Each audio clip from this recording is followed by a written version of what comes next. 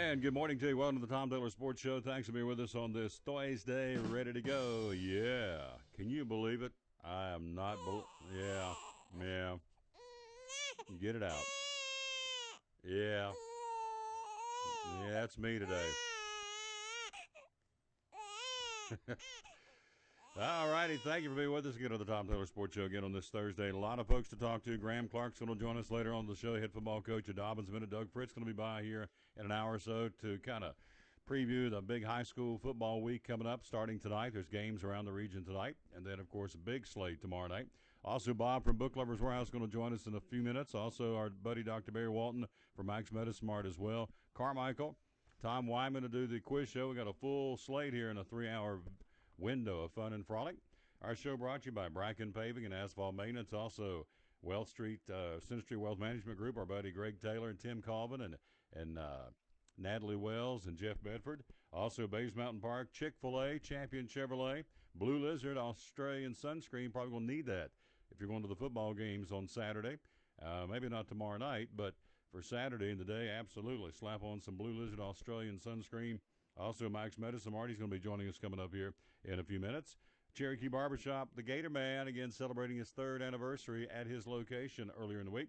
Larry Kaiser, Nationwide Insurance, with the thought for the day, which is a good one again today.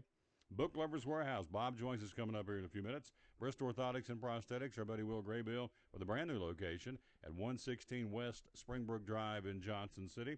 Yet another location to serve you with Bristol Orthotics and Prosthetics. Kingsport Cabinetry, Jim Klein Farmers Insurance having the open house as we speak in Kingsport from 11 till 2. They're on Center Street. Stop by. They got all kinds of goodies and treats, and we're going to get over there after the show and rock it over there and hang out with them for a few minutes. American Import and Auto Repair, and also Bristol Motor Speedway.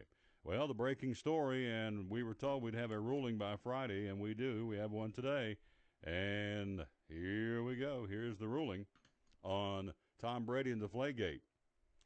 Basically, they've sided with Brady, and so the suspension has been overturned. Judge Richard Berman of the United States District Court for the Southern District of New York, has ruled in favor of Tom Brady and the National Football League Players Association in its case against the NFL, overturning Brady's 4-game suspension for his alleged role in Deflategate.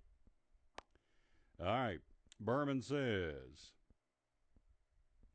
the investigation conducted by Ted Wells after it was alleged that the Patriots intentionally deflated footballs during the AFC title game against the Colts. Berman referred also to the Wells report, the letter sent by NFL Vice President Troy Vincent to Tom Brady, in which Vincent imposed Brady's 4-game suspension. The letter sent by Vincent to Patriots owner Robert Kraft, in which Vincent fined the Patriots $1 million, ordered a forfeiture of the 2016 first-round pick, 2017 fourth-round pick. Now what happens there? Patriots get their money back, get their picks back.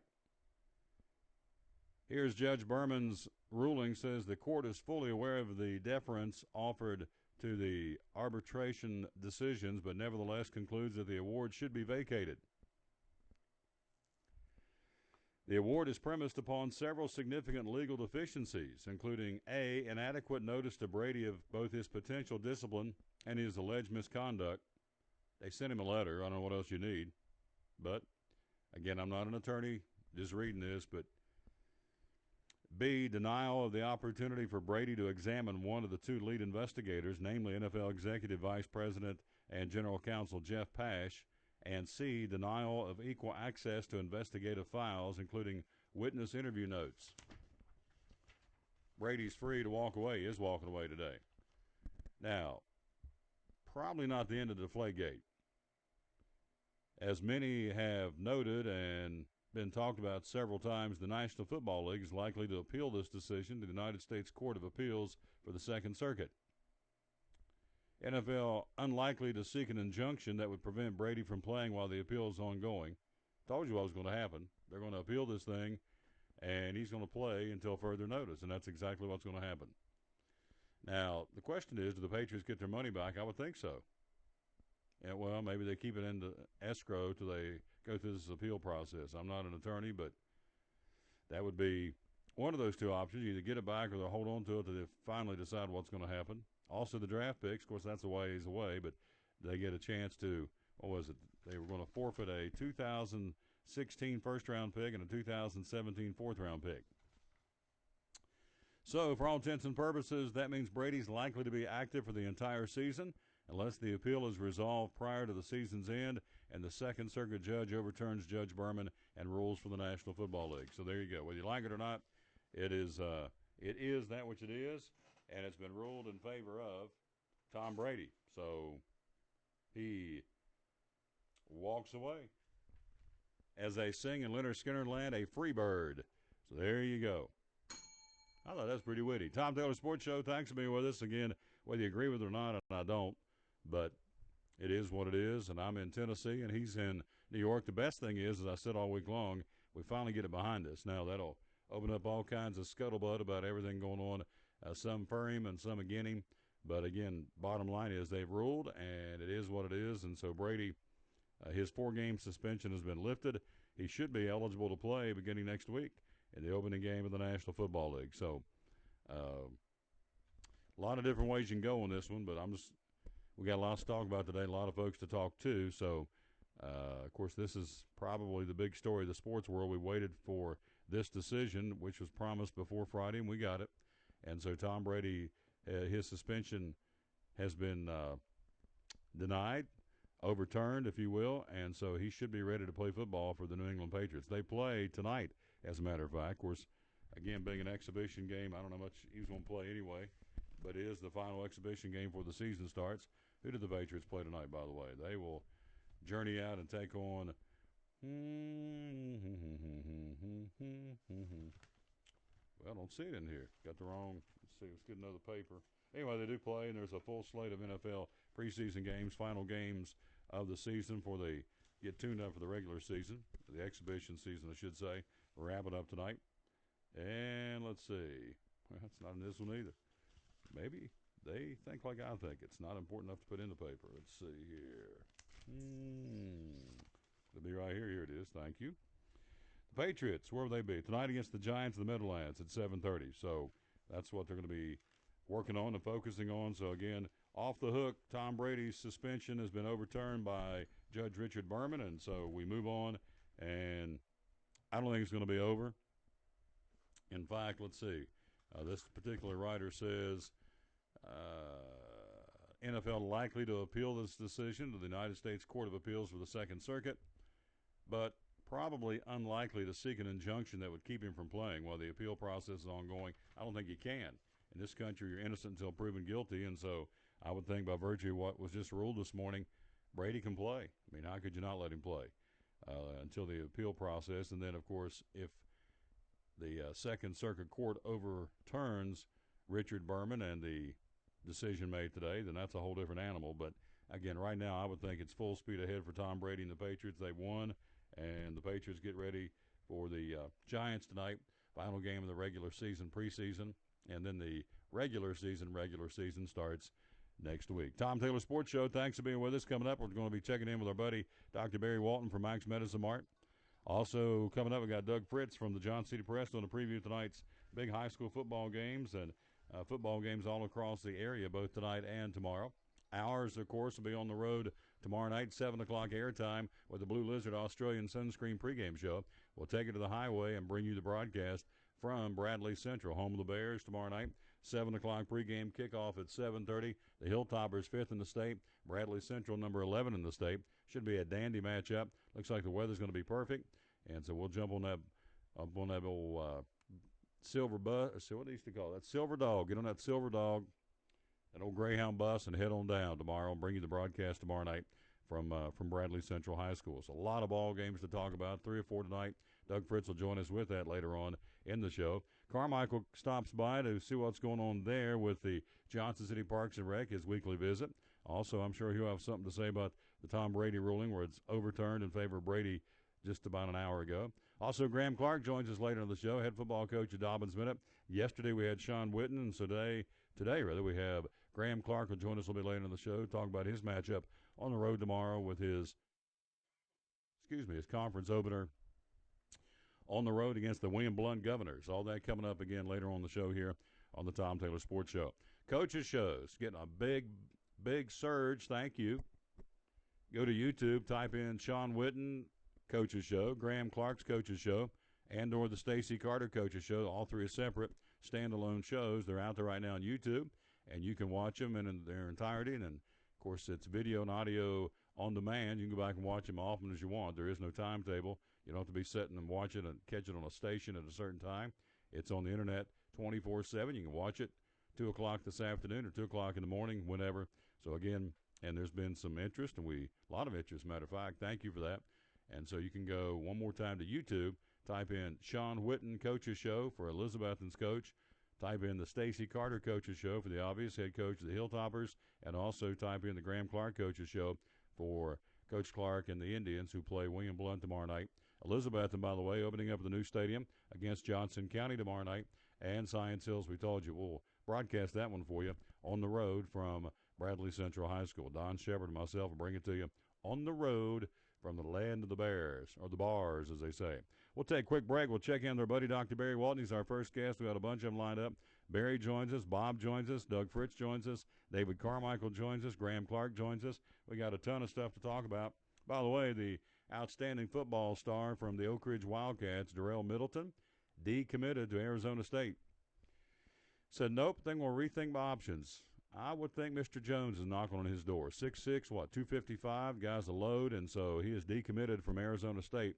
And so now Middleton, who went from Powell to Oak Ridge, transferred so he could play for the Wildcats, and so now he's back out on the table as far as an opportunity to recruit him, as he has said thanks but no thanks on a verbal agreement he made back in July to Arizona State. So I would think that opens things up. Alabama had offered him. Florida State had offered him. Can only assume that Mr. Coach Jones has been on his door. Somebody on the coaching staff has knocked on his door a time or two. In your backyard at 6'6" and 255, you don't want those kind of get away. And so Darrell Middleton, the Oak Ridge outstanding football star that Dobbins met a tangle with last Friday night at J. Fred Johnson Stadium, he is decommitted to Arizona State, so he's back on the table as far as a recruit for another school. We will take a quick break. We will. When we come back, we'll check in with our buddy, as we promised, our buddy Dr. Barry Walton from Max Medicine Mart, and his football team's got a early tussle.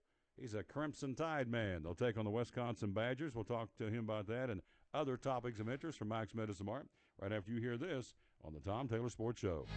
Trucks, and more trucks. At Champion Chevrolet on the Motor Mile in Johnson City, we have Silverado trucks everywhere with discounts up to $11,000 off MSRP on select Silverado All-Star Crew Cabs.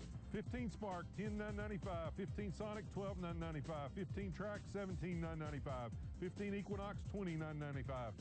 Shop us online 24/7 and don't forget our Saturday service hours. Champion Chevrolet on the Motor Mile in Johnson City, where they leave you asking, how do they do that? It's Friday night at 7 o'clock. You've been involved in a car accident. You may be out of state on vacation or just a few miles from home. What do? Who do you call? At Farmers Insurance Group, one call is all you have to make. Hello, this is Jim Klein, an agent with Farmers Insurance. It's called One and Done. You don't have to wait till Monday morning to file a claim. You can make the initial call and we'll begin right away to help you. We assist you in moving the vehicle to a certified repair shop, getting you set up with rental car, and informing your agent. Then here at the staff at Jim Klein Farmers Insurance, we follow the claim through to the end. It's that easy. One and Done. We're your one and done location for all your insurance needs. Auto, home, life, commercial, workers' comp, and bonds. We can help you with all your insurance needs. Give me a call today, Jim Klein Farmers Insurance at 247-5400. Your one and done location in Kingsport, 247-5400. From the driveways where your kids play basketball and ride their bicycles, to the parking lots at your local church or grocery store, Bracken Paving is an important part of many neighborhoods in our area. No matter how large or how small the job, Bracken strives for excellence in every service they provide. It's a foundation for a strong community. Discover the difference at Bracken Paving and Asphalt Maintenance. Give us a call or visit us online at brackenpaving.com. Your life is always changing. You never know what shape it will take, or how your financial needs might change. But if we talk about your investments and how they can provide for you and your family, the future becomes clear. At Wells Fargo Advisors, we believe conversation leads to financial clarity. Let's start a conversation today.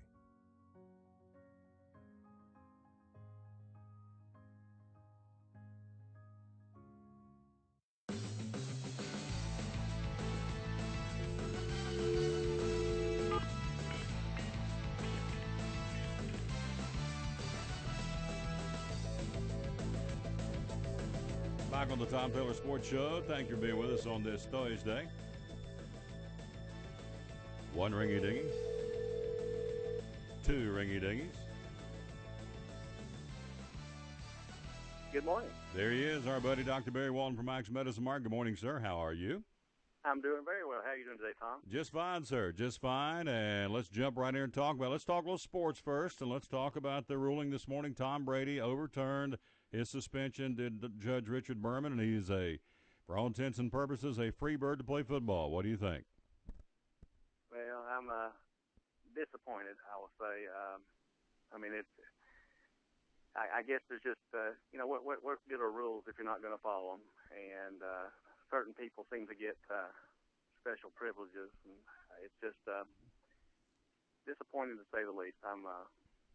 I think, if there's rules out there, there's probably there for a reason, and if you don't follow them, then it's going to open up chaos. And I can guarantee you now, every time that the commissioner's office decides to try to enforce the rules, the players' union is just going to take it to court and get it overturned, it looks like. So I think it's a dangerous, slippery slope, and certainly not anything to celebrate, even if you're a Patriots fan, because it will come back to bite you, I'm sure.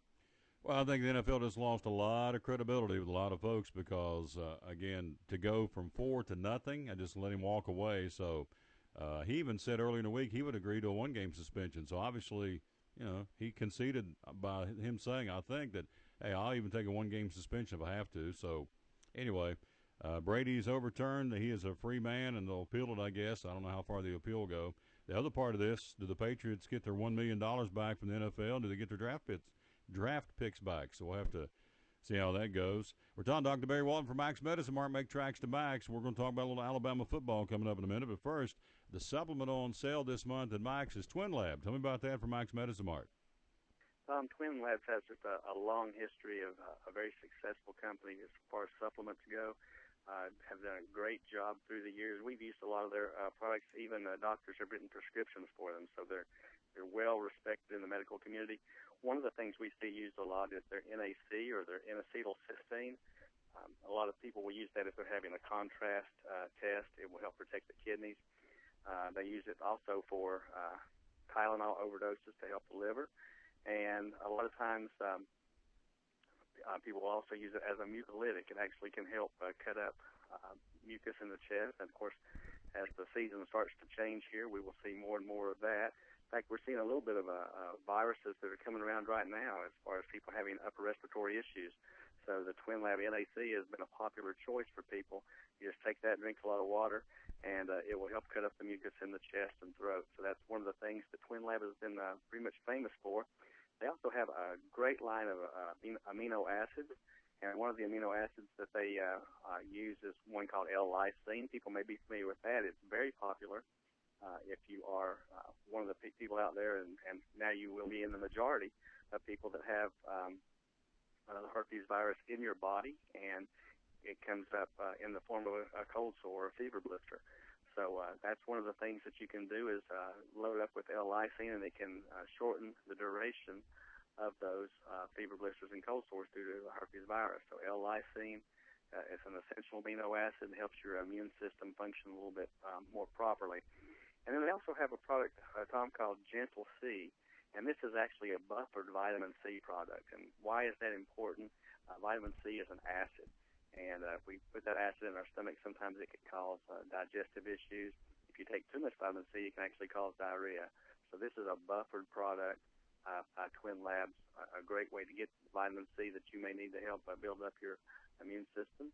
Or if you're just looking for a little bit of a vitamin C boost, the Twin Lab products, all this month, Tom, 20% off here at Max Medicine Martin Good Food Grocery. Make tracks to Max and Dr. Barry Walton. Again, thinking more about this Brady thing. Anytime, you made a great point. Anytime somebody gets in trouble now, for whatever reason, they can take it to court figuring, hey, we got a 50-50 shot. Brady beat him. Brady won, so we can win. And I think anything from DUIs to domestic situations, I think it opens up a whole can of worms, as you said, for the National Football League now. I really do believe that. And it just seems like, you see certain people that have gotten in trouble in the past, and most of them have, I'll just say, most of them have been men about it. They've taken their punishment, and then can come back and afterwards and play. So I don't see what the big deal was here. I mean, it was proven that what happened was they used underinflated footballs, and that is against the rules. And there's no way that the quarterback doesn't know that, and he didn't cooperate, even going so far as destroying his phone. So it's just there's multiple things that they could have done to him, and I don't think that this was the right thing to do for the sport. But time will tell. It'd be interesting to me to see how many holding penalties New England gets caught on them this year. It may start tonight. They take on the Giants in the Meadowlands in the exhibition finale, so it may start tonight. Be interesting to see if he gets booed or cheered a lot tonight, too, when they introduce him on the field. So I'm sure he'll play some. It's the final game before the regular season. We're talking to Dr. Barry Walton from Max Medicine Mart, veterinary compound. Tell me about this from Max Medicine Mart. Well, it's very interesting, Tom. Studies show that pet owners are happier people. And, we've got some pets around the house. In fact, I took one of my cats to the vet the other day, one on my day off. So, we love to take care of our pets, and they help make us happier people. So one of the things that comes to mind when we have to take our furry critters to the vet is that, sometimes they have to get medication prescribed for them. And anybody that has cats or sometimes even dogs, sometimes it's not easy to get that medication down. And so we want to make sure that we do the best we can to take care of our four-legged friends. And that's one of the things that we specialize in here at Max Medicine Mart. We take care of a lot of different pets. A lot of different veterinarian offices call us on a daily basis to make sure that we can take care of their pets. One of the things that we do is we can make a medication. If it needs to be in a solid form, we've got that, like a capsule. If it's something that's sometimes hard to swallow, we can put it into a liquid and put it in a suspension and maybe even flavor it. And we have flavors such as sardine or tuna, chicken, beef, even probably the most popular among the dogs has been bacon. So we've got a lot of different flavors that we can flavor medication with to make the pet more willing to make sure that gets down and make sure that those dogs and cats can take care of the illness that they're having. A lot of times there'll be diabetic pets as well. So, we've taken care of those patients for years also. And probably the newest thing that we're seeing is more of a trend doing transdermal gels. And these are little gels that you can rub into like a cat's ear, and the medication will pass through that little thin membrane into the cat's circulatory system, and they get the benefits of the medication. Most cats like to have their ears rubbed anyway. It's kind of a soothing thing for them. They'll even start purring, but they'll probably won't even realize that they're getting medicated. So that's some of the things that we can do. It can help with things such as anxiety, all sorts of different traumas that our pets go through. But that's one of the things that we do here at Max Medicine Mart, and we are very competitively priced. A lot of things that we do in this regard are not available commercially. So it's something that your veterinarian has decided that your pet needs and needs a special dose of, and that's something that we can help here with at Max Medicine Mart. We're talking to Dr. Barry Walton from Max Medicine Mart. Coming up later in the show, Doug Fritz joins us, previewing all the high school football games. Got some tonight, certainly a big slate tomorrow night. We'll be on the road with Science Hill down at Bradley Central, down in the land of the Bars, bringing that ball game beginning at 7 o'clock with the Blue Lizard Australian Sunscreen pregame show right here on livestream.com. Also later in the show, we'll talk to head coach Graham Clark of Dobbins Minute. They take to the highway. They'll be down at William Blount to battle the Governors, the first of a two-game road trip. Next Friday night to go to Sevier Counties. We'll talk to Coach Clark at the 1 o'clock hour to see what's going on with the Indians getting ready to take to the highway the first long trip. They went to the Stone Castle a couple of weeks ago. This is the first big road trip, and they'll head down to William Blount and battle the Governors tomorrow night. So we'll talk to those gentlemen later on the show. Barry, let's talk, Dr. Walton, let's talk about the building. What's the very latest on the Max Medicine Mart building that's going up? Well, Tom, we are finally getting down to the brass tacks here. Almost all the bricks are now laid, so we're more of a focus now on the inside of the building. We had a lady over here yesterday helping us with our floor covering, so we're looking at that. The drive-through windows have been put in, so we've got 2 drive-through windows that will be ready to roll. Still don't have the drive-through paved yet, but we're getting there, and it's really coming right along. Very exciting. We're going to have a lot more room in the pharmacy. We're going to have a lot more room for the good food grocery section of our store, as well as a lot more room for medical equipment. So it's been kind of frustrating through the years. We've been in parts of 3 different buildings down the street within a block or a block and a half area. So we're looking forward to moving everything under one roof. And also, over time, we will get our upstairs ready as well. We're looking forward to having an educational room up there. We are making plans to partner with some different groups in the community to hopefully maybe have some diabetic education classes up there, and even maybe teaching CPR classes. We would like to be one of those communities where more and more people know CPR, so that when an event happens, that odds of someone being there that knows what to do until the EMS folks get there, and increase the chances of a person making it through the traumatic event will increase. So we want to be a part of that initiative here in Kingsport. So we're looking forward to that. And the building is, I think we're getting more and more comments. You know, when we first built it, we had that Tyvek on it, which is that white plastic looking stuff, and it wasn't very flattering. But now that the bricks are up, we're getting more and more comments about how beautiful the building is. So we certainly like to hear that. And it's just been an interesting metamorphosis, if you will, as the building comes around. And it should be, what they're telling us now is we're looking in the October neighborhood as far as moving over there. So we've got 1 to 2 months to get everything ready. So it's just around the corner, and I know a lot of our patients are just excited as we are as making that move. We're talking to Dr. Barry Walton from Max Medicine, one of our great sponsors here on the Tom Taylor Sports Show. Again, if you missed it earlier, the National Football League, Dr. Judge Richard Berman overturned Tom Brady's 4-game suspension for his alleged role in Deflategate. So he is basically innocent to walk away and begin to play football for the New England Patriots coming up next week, the first game of the regular season. Dr. Walton, your football team's going to have a pretty good tussle for the opening game of the season, taking on the Wisconsin Badgers in Arlington, Texas. What do you think about the Alabama Crimson Tide this weekend? You know, I think all of Alabama Nation, Roll Tide Nation, is a little bit apprehensive. Usually by this time of year, we're pretty confident in who our starting quarterback is. But that's not really true right now. We've got really a battle going on. I think everybody assumed it would be Jake Coker. He's a senior and transferred last year over from Florida State, where he was the backup and actually gave Jameis Winston a run for his money at Florida State. So everybody thought he would just come in and do a great job. But he hasn't really separated himself from the other quarterbacks there. So we've got a sophomore by the name of Cooper Bateman that's getting a lot of hype. There's also a junior named Alec Morris that's gotten some hype as well. So and we've got a freshman that's very impressive. I'm thinking that it's going to be interesting to see whether he will get on the field. His name is Blake Barnett, but he's kind of a YouTube sensation as well. He's got an arm on him. So it's going to be very interesting to see when we take on Wisconsin. Of course, Wisconsin has had a series of great years, and it's going to be a big battle between the SEC and the Big Ten. So the last time we faced the Big Ten team, it didn't turn out so well for us. So we're going to look forward to seeing if we can turn that around in this game as well.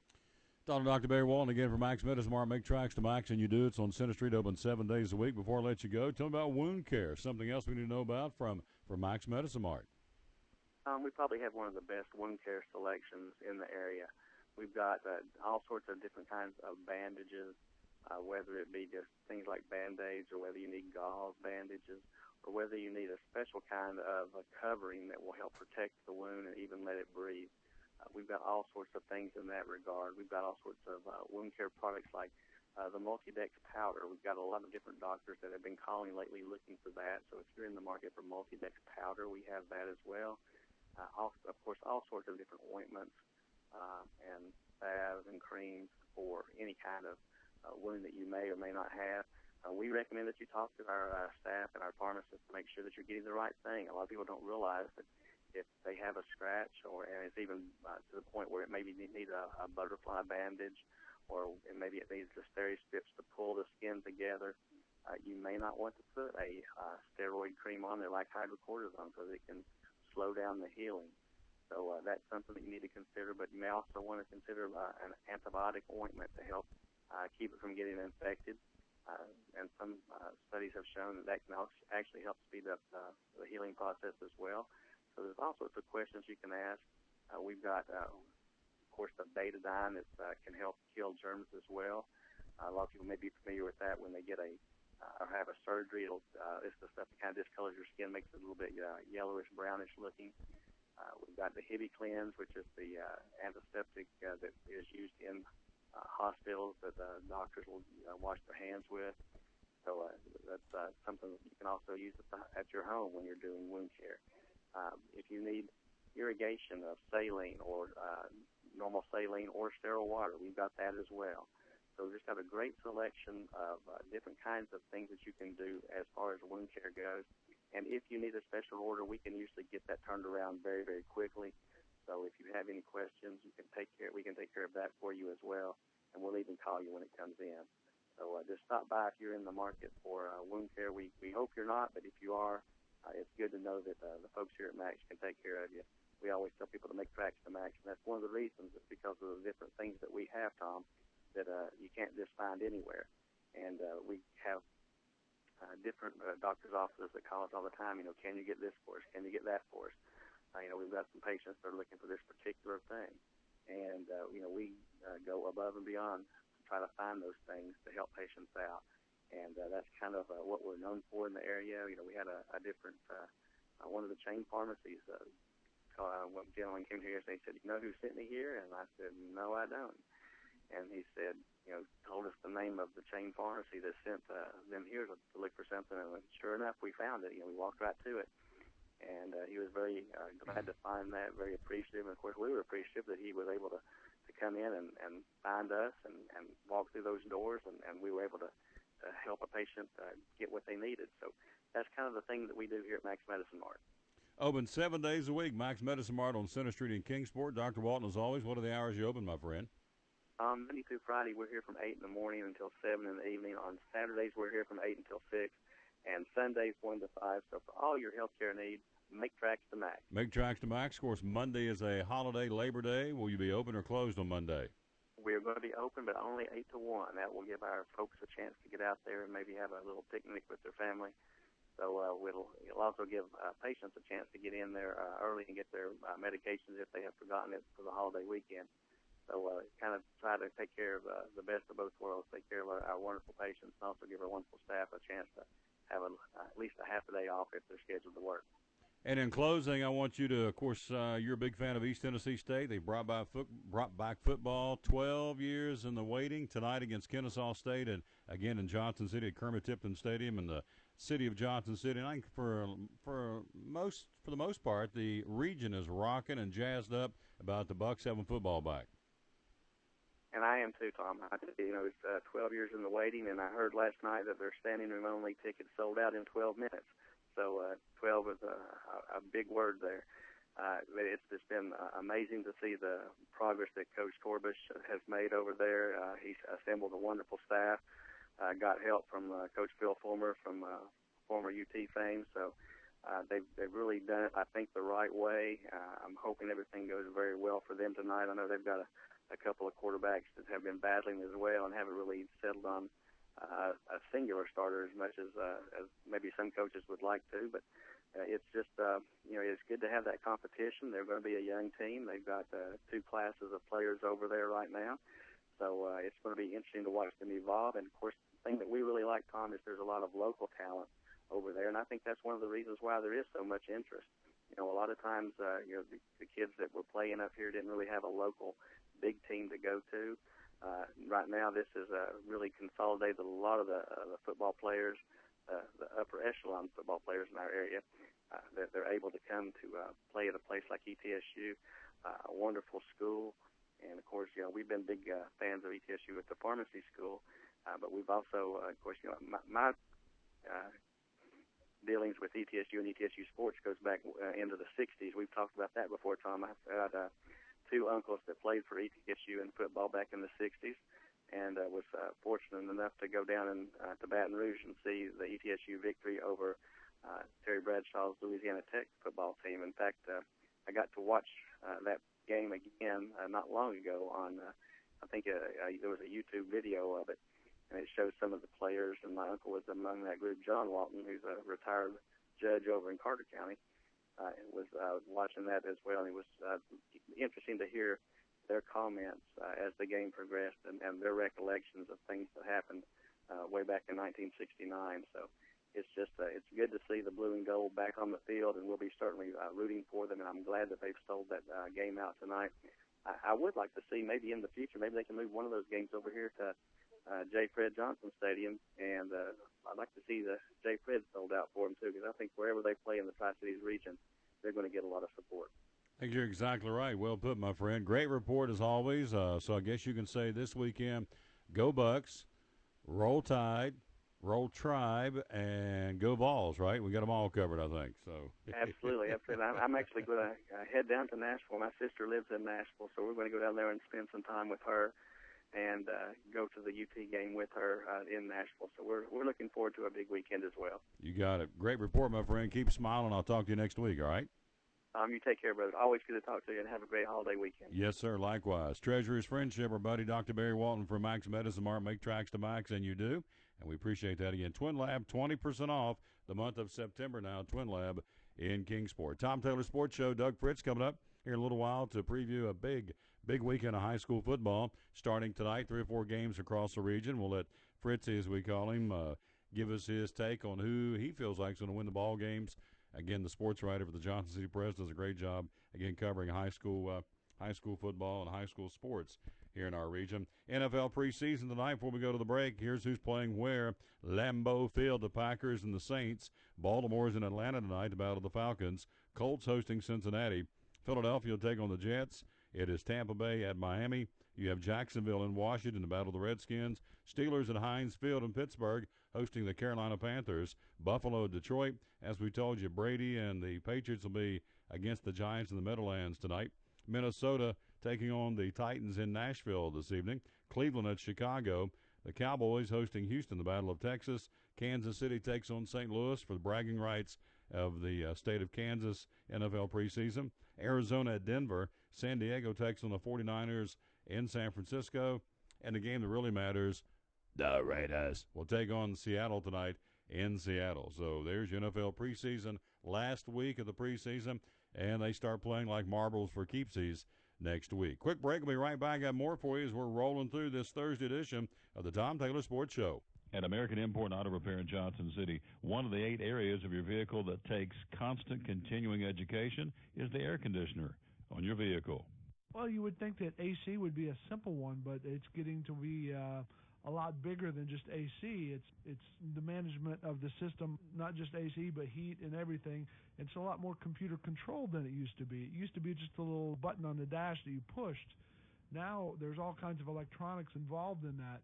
Braking systems, it used to be fairly simple. Now some of the newer vehicles, you have to have a computer to actually operate the braking system to make sure that it's okay after you've worked on it.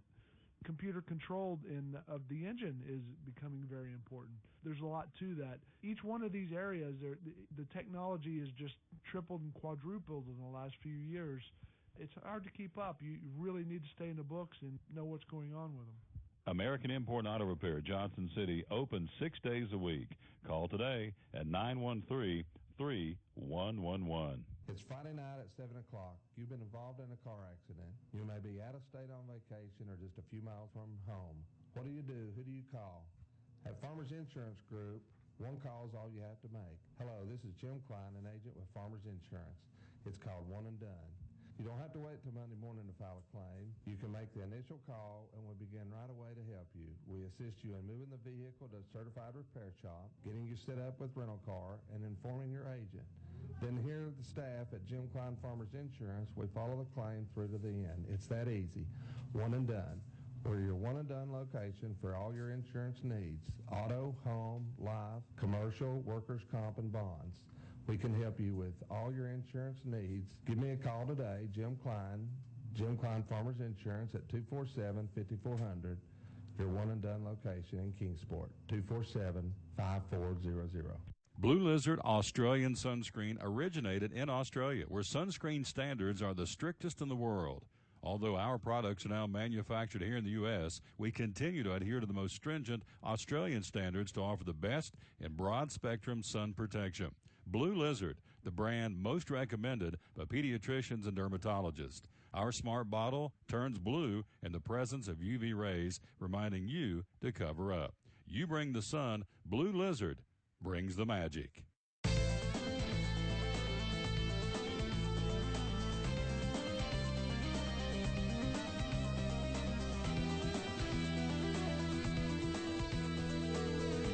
Back on the Tom Taylor Sports Show again. You'd want to take, if you're going to the football game, particularly afternoon games, you want to take a tube of Blue Lizard. If you're going to be fishing out here, of course, obviously the weather's still warm. And so Blue Lizard, one of our great sponsors, made right here in Johnson City, in the Tri-Cities, by the way. Crown Laboratories, all over the world. One of the 11th fastest growing businesses in Tennessee is Blue Lizard, made in Johnson City. Blue Lizard, Australian sunscreen, great product. And again, if you're going to be going to a football game, or going fishing, or someplace going to be out in direct sun here in the next several weeks, you want to slap on some Blue Lizard and take it with you. There's several different styles for you to pick. There's one for children, there's one for sensitive, and there's regular. So take the SPF that you need from Blue Lizard. Let's go to the ponies there. Our buddy Bob from Book Lovers Warehouse. Good afternoon, sir. Actually, good morning, sir. How are you? I'm doing good. I'm live and well and hanging out. And actually, I'm hanging out in Watauga at the warehouse. There you go, which is a beautiful part of this area in Watauga, Tennessee. So let's jump in there and go. What have folks been in there looking for at Book Lovers over the last couple of weeks? Well, last couple of weeks have been a lot of supplemental textbooks, classic literature. I think people are getting ready for school, getting ready to help their kids in school. But we're also selling a lot of nursing books, and I guess the nursing class at a couple of colleges around here have started, and I talked to one of the students, and they said, well, most of my books are in the $200 to $300 range, and I can come down here and get some nursing books for in the $5 to $6 range. So and a lot of them are just like brand new. So textbooks are a big thing right now. Our normal big sellers are romance, mystery, and sci-fi, but this time of year we sell a lot of textbooks. Also, let's talk about books on tape. That's something we don't always talk a lot about. You have a bunch of those. Tell us about the books on tape you can get from Book Lovers Warehouse. Well, we have books on tape and books on CD, and I've got probably 10 tape players if you can't find yours, and why spend $30 to buy a new one when you can spend $3 or $4 and get another tape player? And the great part about books on tape is you can be, mowing the lawn. You can be traveling to Nashville. You can be doing anything and listening to an exciting book, a mystery or a sci-fi. And these books originally were in the, $40 to $75 range, these books on tapes. I've got some unabridged books on tapes that I think we sell for $4.99. That originally were $65, $70 per the set, and it's just a great way to pass the time of day, especially if you're doing some hard work. And if you're going to bed at night and and you need something that'll put you to sleep or help you go to sleep, put a book on tape in, and then before you know it, you'll be playing it again the next morning to see what you missed. Because books on tape will take you out of your mind and into a different realm. We're talking to Bob again from Book Lovers Warehouse. Again, he's located between Johnson City and Jonesboro, right beside Harbor Freight Tools. And you always want to talk about the kids section. A lot of kids books there. Tell us about that from Book Lovers. Well, when I first started, I ended up buying a warehouse full of books. So I had a lot of Dr. Seuss and a lot of different hardcover new books. It was a distribution warehouse that was going out of business, and so we've got most of our kids' books are in wonderful condition. But by the way, I'd just like you to know I've got probably 3 sets of Bible stories in there that 4 to 6 volume sets of Bible stories. So if you got a 5-year-old or a 6-year-old and you want to read them some great Bible stories, there's pictures in them and everything, and those are in the $2 or $3 range. They're really a good buy, and so our children's section is really quite well established and quite well furnished. So we get a lot of new books in all the time in the children's section, and we try to keep it organized as we can because we know that, oh, by the way, if you bring your children in, it's a one-door, big U circle of books all the way around you. And so you can bring your kids in there and kind of sit by the exit and just let them go through the books. And that's a good way to go because there's tables and chairs in there, and the kids will get used to grabbing a book, sitting down, seeing what they like. And I like the children's section because I think we got some great books in there. And right next to it's the young adult section, which is right now one of the fastest selling sections in the store. It's about werewolves and I don't know, all kinds of different things, scary things that little kids shouldn't be reading, but teenage girls and teenage boys, they sure like it. We're talking to Bob from Book Lovers Warehouse. Before I let you go, also, this time of year, folks are trying to put out a garden. They should be, and so you got some gardening books in there as well. Tell me about the gardening books at Book Lovers Warehouse. Well, I do run a special. I've got, I think, 4 bookcases full of gardening books. Anything from containerized gardening to, 100 to 200-foot gardens. And if you bought, for example, tomatoes at Walmart, which is a good price place to go, $1.88 a pound. I mean, if you can put up 20 tomato plants, you can grow $75 worth of tomatoes in about a month and a half, and you can have enough vegetables and potatoes and tomatoes and cucumbers for the rest of the summer. And it wouldn't take much time. You just have to do is water them now and then. So I got a special in the gardening section. I've got Martha Stewart's 101 Things You'll Ever Want to Know. It's a $22 book. I've got a lot of them, so I'm going to give anybody that will buy a $5 book out of the gardening section, I give you this $22 Martha Stewart book. And I think you'll find all kinds of great information about gardening in whatever you find in the gardening section. We're talking to Bob from Book Lovers Warehouse in Johnson City. Joins us a couple of times a week. Bob, what are the hours you're open, my friend, at Book Lovers? We open at 10 o'clock in the morning. We go till 7 o'clock at night. If you're in there looking and you got your family with you or whatever, we'll stay as long as you want. We've got a lot of collectible books in there. We've got a lot of first editions. We've got a lot of paintings. We've got all kinds of neat things to look at. So it's a fun store to visit. It's not a typical bookstore. And you got chairs you can sit on and sit down and read, and you can enjoy yourself. So 10 till 7, 6 days a week. We open up on Sundays at noon and stay till 6. There you go. And one more time, that's special. If you buy a gardening book, tell me how this works again. Anything in the gardening section you can buy, I say $5, but if you buy a $4 one, I'm fine. We'll give you a Martha Stewart, and it's a well-bound paperback. It's a very large paperback, and it's got everything you ever want to know about gardening by Martha Stewart and her company. So any $5 book or so, we'll give you a free one of those to go along with it. And it's just a good thing to know because times are a little tough when you go buy vegetables. And if you can grow a garden, you can also enjoy the flowers, you can enjoy the vegetables, you can enjoy whatever you grow because it's something you've done yourself. And it's not hard to do. Great report, my friend. Sell, sell, sell. Have a great weekend. You're open Monday for Labor Day, so we'll talk to you again we'll talk to you next week, all right? Okay. All right, thanks. Yeah, great job, everybody. Bob from Book Lovers Warehouse in Johnson City. Again, open 7 days a week, as you heard him say, right beside Harbor Freight Tools on 11E between Johnson City and Jonesboro. And you heard about it right here on the Tom Taylor Sports Show. Hour number 1 about to go into the books here as we're working our way through this Thursday morning. Coming up, we'll check in with Doug Fritz from the Johnson City Press to preview big high school football weekend starting tonight around the region. Carmichael joins us later on, too. Also, Tommy Wyman of the Quiz Show, the Elvis Quiz Show. See how that goes. We'll have all that for you straight ahead here on the Tom Taylor Sports Show.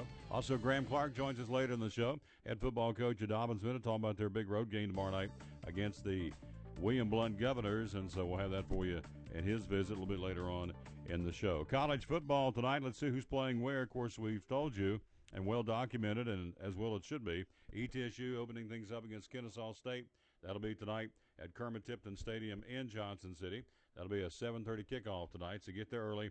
Again, they sold the 500 standing room only seats in 12 minutes last night at the pep rally. So the place is going to be rocking. They're going to be over, as Michael White told us yesterday, over 8,000 folks there tonight at Kermit Tipton Stadium. So parking obviously is at a premium, so get there early and be ready to watch a great football game. 12 years in the making to bring football back at East Tennessee State University. One of the big games tonight happening around the country would be in Charlotte, North Carolina, South Carolina. If you remember last year, the old ball coach in South Carolina opened things up against Texas A&M on a Thursday night and got hammered 52-28. Embarrassed was the word used by some of the folks in the Carolina camp. And so tonight they open up with another nationally televised game, this one in Charlotte against the regional rival North Carolina. Coach Spurrier guarding against another opening night debacle. He said, hopefully we're not over as confident as maybe we were last year. We're not overconfident, I can say that for sure. Hopefully we'll be anxious to show the country we're a pretty good football team. They handled the Tar Heels pretty easily Thursday night opener back in 2013 in Columbia. But this is a different ball game coming off a disappointing 7-6 season. Spurrier and the Gamecock folks don't really know what to expect about this football team. So, of course, the whole off season, spent a lot of time defending himself as staying on as a coach at the age of 70. But, he said, I'm still going to hang in there till I want to go ahead and step aside. He said, I don't listen to my enemies. And so he said, we're an unknown football team. Two biggest questions: can new defensive coordinator John Hoke improve one of the nation's worst defenses? And who the heck's going to throw the ball in what is typically a high-powered offense? Connor Mitch will get his first career start against North Carolina, having won a close four-way battle for the starting job. Again, Connor Shaw and Dylan Thompson have led South Carolina to a 44-12 record over the past four seasons. So Connor Shaw 27-5 as a starter. So obviously Spurrier knows a little bit about quarterbacks, having been a Heisman Trophy quarterback himself. So he is starting Connor Mitch, a sophomore, tonight against the Tar Heels of North Carolina. So, of course, he's got a pretty good guy to throw to out there. Pharaoh Cooper, all SEC candidate at three positions. So, anyway, they'll start tonight, and that'll be a good one to start for. And college football up and running tonight. Let's run down some of the games. We told you State and Kennesaw State in Johnson City. Other ball games tonight. You would have Duke at Tulane tonight. Western Kentucky plays at Vanderbilt tonight. Oklahoma State at Central Michigan. TCU at Minnesota. That should be a pretty good football game. Also tonight, Arizona takes on UTSA. That'll be coming up at 10 o'clock tonight. Colorado, Hawaii. That'll be at 1 o'clock in the morning, our time. So those are some of the college football games going on tonight. Elon at Wake Forest, another one. Alcorn State at Georgia Tech are some of the games. But obviously, the two marquee games tonight, North Carolina, South Carolina, and Charlotte, 6 o'clock kickoff, early start time. Also, you have Duke at Tulane, Western Kentucky at Vanderbilt, and I would think TCU at Minnesota would be a pretty good ball game tonight in Minnesota, the land of the Golden Gophers. Speaking of Minnesota, they got more problems. Remember we told you the story a couple of weeks ago about the athletic director stepping down amid some sexual harassment charges. Well, it's not going away. There's more problems again in Minnesota, and we're going to find that story for you and tell you all about that because it is not good in Golden Gopher land as far as folks. More allegations coming out now against some of the parties there in. I was trying to find the story here. I want to run it down and read it to you because interesting that there's more issues coming out now there in Minnesota for the here we go right here. Let's bring this one up and let you hear about this one because interesting. So more harassment complaints against Minnesota athletic personnel. So after disgraced Minnesota athletic director Norwood Teague's resignation, new complaints of harassment behavior have prompted a new investigation into another athletic administration official. Senior Associate Athletic Director Mike Ellis, essentially Teague's right-hand man, has taken a voluntary leave of absence, as a team of university-hired lawyers investigates 5 anonymous complaints about Ellis.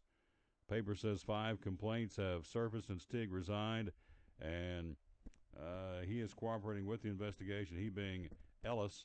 So there's more problems again, obviously. So this guy was his right-hand man, so maybe he's done the same type of things. I don't know. You're innocent until proven guilty, but Senior Associate Athletic Director Mike Ellis of Minnesota has taken a voluntary leave of absence as a team of lawyers investigating 5 anonymous complaints about Ellis going all the way back to 2013. So apparently these were brought to the table without any disciplinary action. So again, when you lead by example one way or the other, so if Tig, if Tig was, and he was fired on the spot after, again, some poor decisions on his part. So if he was doing that, it's kind of hard to bust somebody that's on your staff for doing the very same thing, or at least allegedly doing the very same thing. So anyway, Ellis in trouble, and so they're investigating him. He has taken a voluntary leave of absence. Senior Associate Athletic Director Mike Ellis. So that would tell me things aren't rosy in Minnesota Golden Gopher land. Again, they're hosting TCU tonight, and this story may overshadow the football game, which would be kind of a sad thing. But anyway, that's what's going on in Minnesota, the Golden Gopher Athletic Department. Thanks for being with us. Again, Tom Brady wins it, if you missed it earlier today. A complete turn. And in fact, it says here in the Brady case, NFL loses and loses big time, and I would agree. I think it's a black mark on the National Football League in a big-time way. If you missed it earlier, Tom Brady, his 4-game suspension completely overturned. So, oh, me, oh, my. So, anyway, Tom Brady suspension overturned. So, all this shows, this is an editorial comment from an editorial. I'm not going to read it because it doesn't necessarily represent what I believe and what I think. But anyway, NFL Players Association, again, they kind of be scratching their head now because his 4-game suspension has been thrown out, and so he is free and clear to play football for the New England Patriots, and that's exactly what he's going to do, I would think. Why would he not? So they play tonight, final exhibition game against the Giants in the Meadowlands, and then they'll get ready for what counts, of course, and that would be the regular season. And that would be next week as the NFL camps break up and get ready for the real deal, and that would be NFL regular season next week, and Brady will be there for the start of Game 1 of the NFL regular season, having his situation of suspension overturned earlier today. Tom Taylor Sports Show coming up. We'll check in with Doug Fritz from the Johnson City Press, see what's going on with Fritzy. Big night of high school football both tonight and tomorrow night. We'll have him kind of highlight some of the games and also get his thoughts on the Tom Brady situation. All that straight ahead right here on a Thursday edition, day number 133, I might add, our 133rd show of the Tom Taylor Sports Show. From the driveways where your kids play basketball and ride their bicycles, to the parking lots at your local church or grocery store, Bracken Paving is an important part of many neighborhoods in our area. No matter how large or how small the job, Bracken strives for excellence in every service they provide. It's a foundation for a strong community. Discover the difference at Bracken Paving and Asphalt Maintenance. Give us a call or visit us online at brackenpaving.com. American Import and Auto Repair in Johnson City takes care of both male and female customers, but owner Kim Smith says they have a special care and concern for ladies. Being a female in what's considered a man's business, I understand the trepidation that women may have when they come to the shop. They feel like they don't know about cars, they might be intimidated, but that's not the way we do business. Everybody's treated the same. We take the time to explain anything that they have questions about, the repair, the process, the part. We want to make sure people are comfortable with what we're going to do to their vehicle and that they understand. We do cater to women in a sense. We have a real nice waiting room with nice Keurig coffee and flavored creamers, air-conditioned, cushioned seats, TV, everything a girl could want while she waits for her car to be fixed. American Import and Auto Repair in Johnson City, open 6 days a week. Call today at 913-3111. At Bristol Orthotics and Prosthetics, they treat thousands of patients each year dealing with diabetes and its effects. Diabetes overtaking our nation and leaving a path of destruction behind. Through wound care, office visits, and preventive care, they see most of the patients after a problem arises.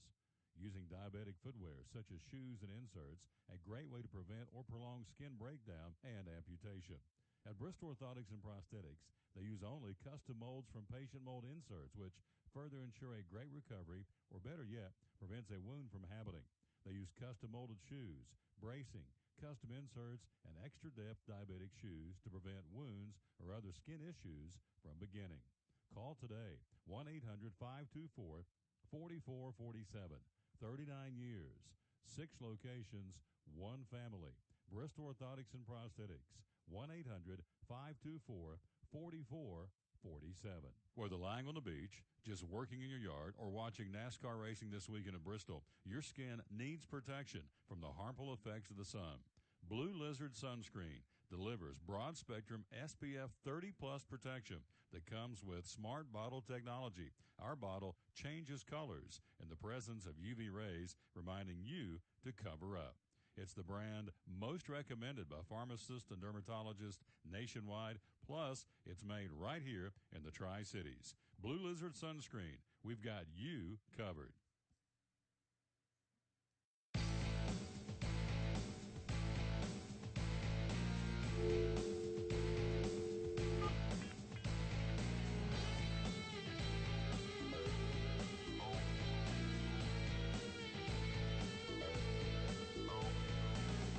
Back on the Tom Taylor Sports Show, hour number 2 here. We're with you every day from 11 to 2. Talking sports. Getting ready to talk to our buddy Doug Fritz from the Johnson City Press. Hello. And there he is, our buddy Doug Fritz. Good afternoon, sir. How are you? I'm doing good. How you doing? Just fine, sir. We'll talk a little high school football here in a minute. Big night starting tonight. Talk a little Buck football here in a minute as well. But let's get started. Get your take on the ruling earlier this morning.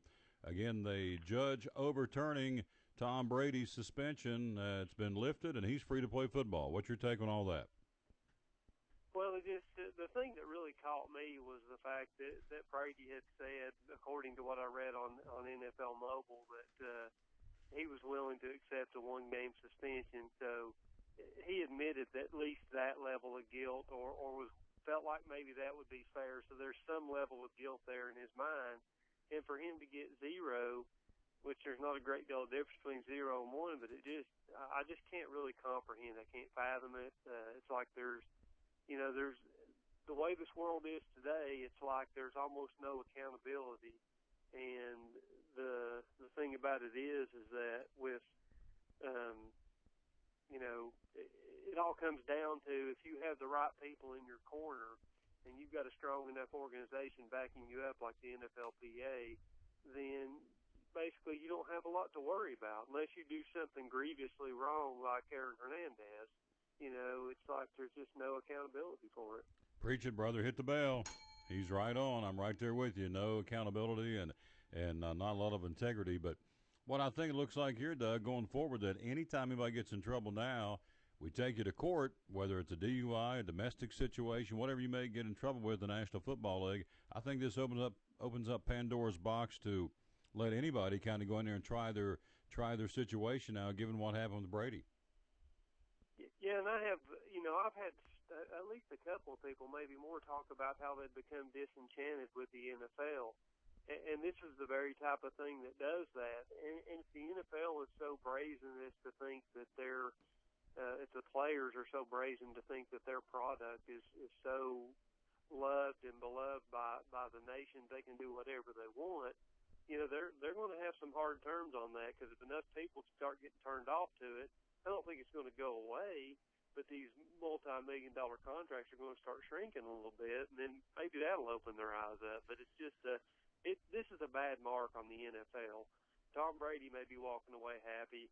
New England Patriots and their fans may be walking away happy, but it's a bad mark on the NFL. I agree with you 100%. And, again, the other question is, do they get their draft picks back? Do they get reimbursed that $1 million if, in fact, they cut the check to the National Football League? They got fined $1 million.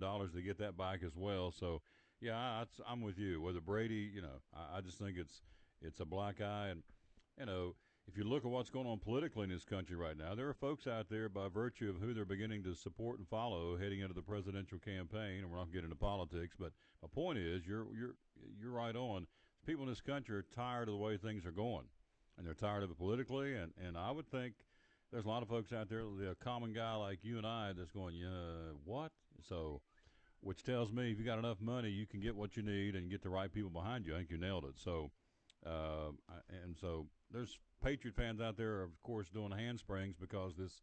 But I think the old adage, you may win the battle but lose the war. I think we're all going to lose the war before it's all said and done, as far as how things are going to kind of unravel with regard to the National Football Leagues. I'm with you. I think it's a black eye on the league, and I think it's a sad situation, but it is that which it is. On a positive note, let's talk football tonight in Johnson City. The Bucks and Kennesaw State. A lot of excitement in and around the region for this football program.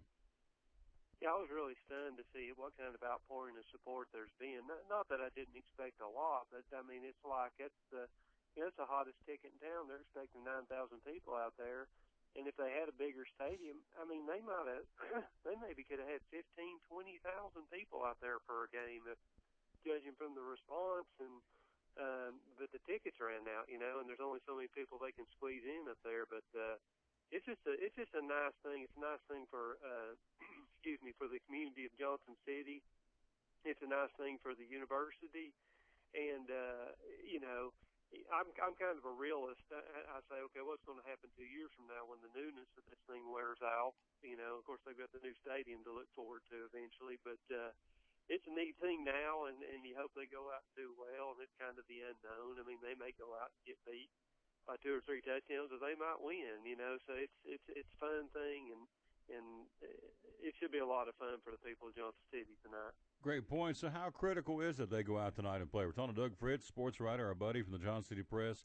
How critical is it after all the hoopla, I should say, and all the PR, how critical is it for State to go out tonight and win this football game?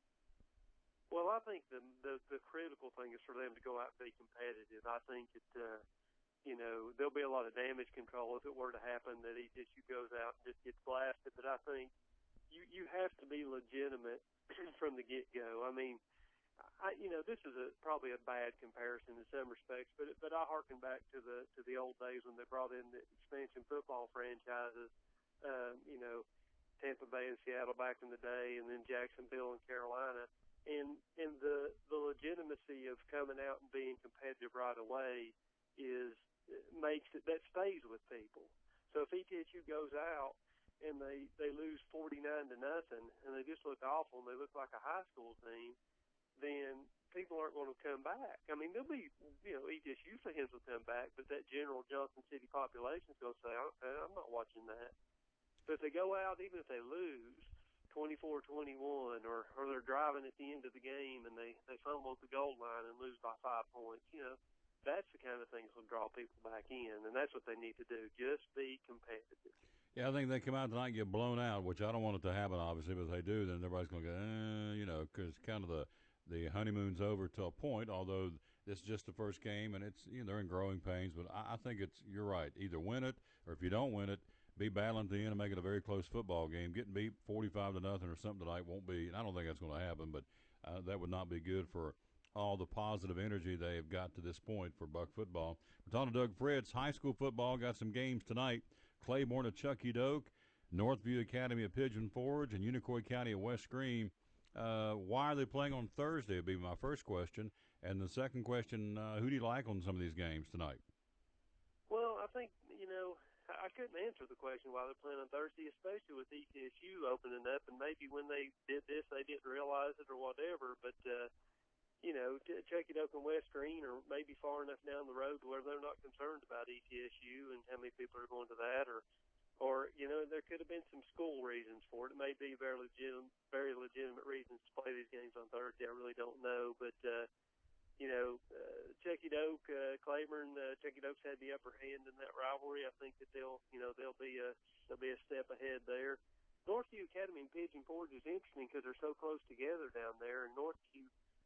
Brand new school, first year playing football, but went out and beat Cloudland the first game of the season. So that's interesting because Pigeon Forge is supposed to be the team that challenges Elizabethton for the league title. So if that one's close, then that puts a whole new spin on that league. So I think Pigeon Forge is obviously the favorite, but it'd be interesting to see how that goes. And West Green is a favorite against Unicoi County because they're at home, and But be interesting to see if Unicoi can bounce back from last week's tough hammering at the hands of Sullivan East.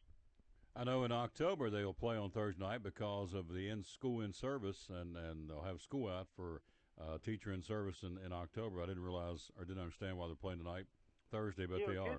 I'm sorry to interrupt you, but it just dawned on me it could have something to do with Labor Day weekend. Maybe they wanted to play Thursday so that their teachers can get out Friday and have the whole Labor Day weekend. Yep, and of course a lot of schools will be out Monday, so it would be a short week for next week too. So it may give them an extra day of preparation. That's probably what it is. That's a good point. We're talking to Doug Fritz from John City Press again here on the Tom Taylor Sports Show.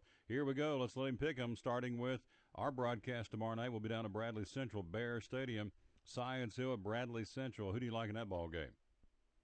Well, I tell you, I'm still doing some research on that. I talked with Stacey Carter earlier this morning. Bradley Central's got a terrific quarterback down there and a really good offensive team, and they had a shootout last year with Science Hill in the playoffs. Science Hill's got to travel all that way. I'm leaning a little bit towards Bradley Central, but I hate to pick against Stacey Carter. So I mean that's a 50-50 game. But let's go with let's stay with Stacey right now and say Science Hill beats them on the road. All right. Again, they'll play tomorrow night. Again, Copeland, the quarterback for Bradley Central. He's a dynamite player. Last year, I think it was 59-37 in the playoff game. It was a wild one up here in the playoffs. So now it's a conference game, and they'll play tomorrow night. We'll go on there at 7 o'clock. Dobbins Minute at William Blount. The Governor's hosting the Indians. How do you like that one tomorrow night? I think DB goes down there and wins that game. I think it's going to be a challenge. We've always had a lot of trouble with William Blount year in, year out. It seems like back when they were in the same league together, but well, not always, but there were several years they did. But I think DB can win on the road.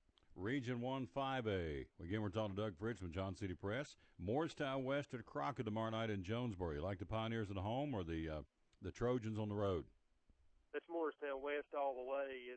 Crockett's going to have to battle just to keep that thing close and, within a couple of scores.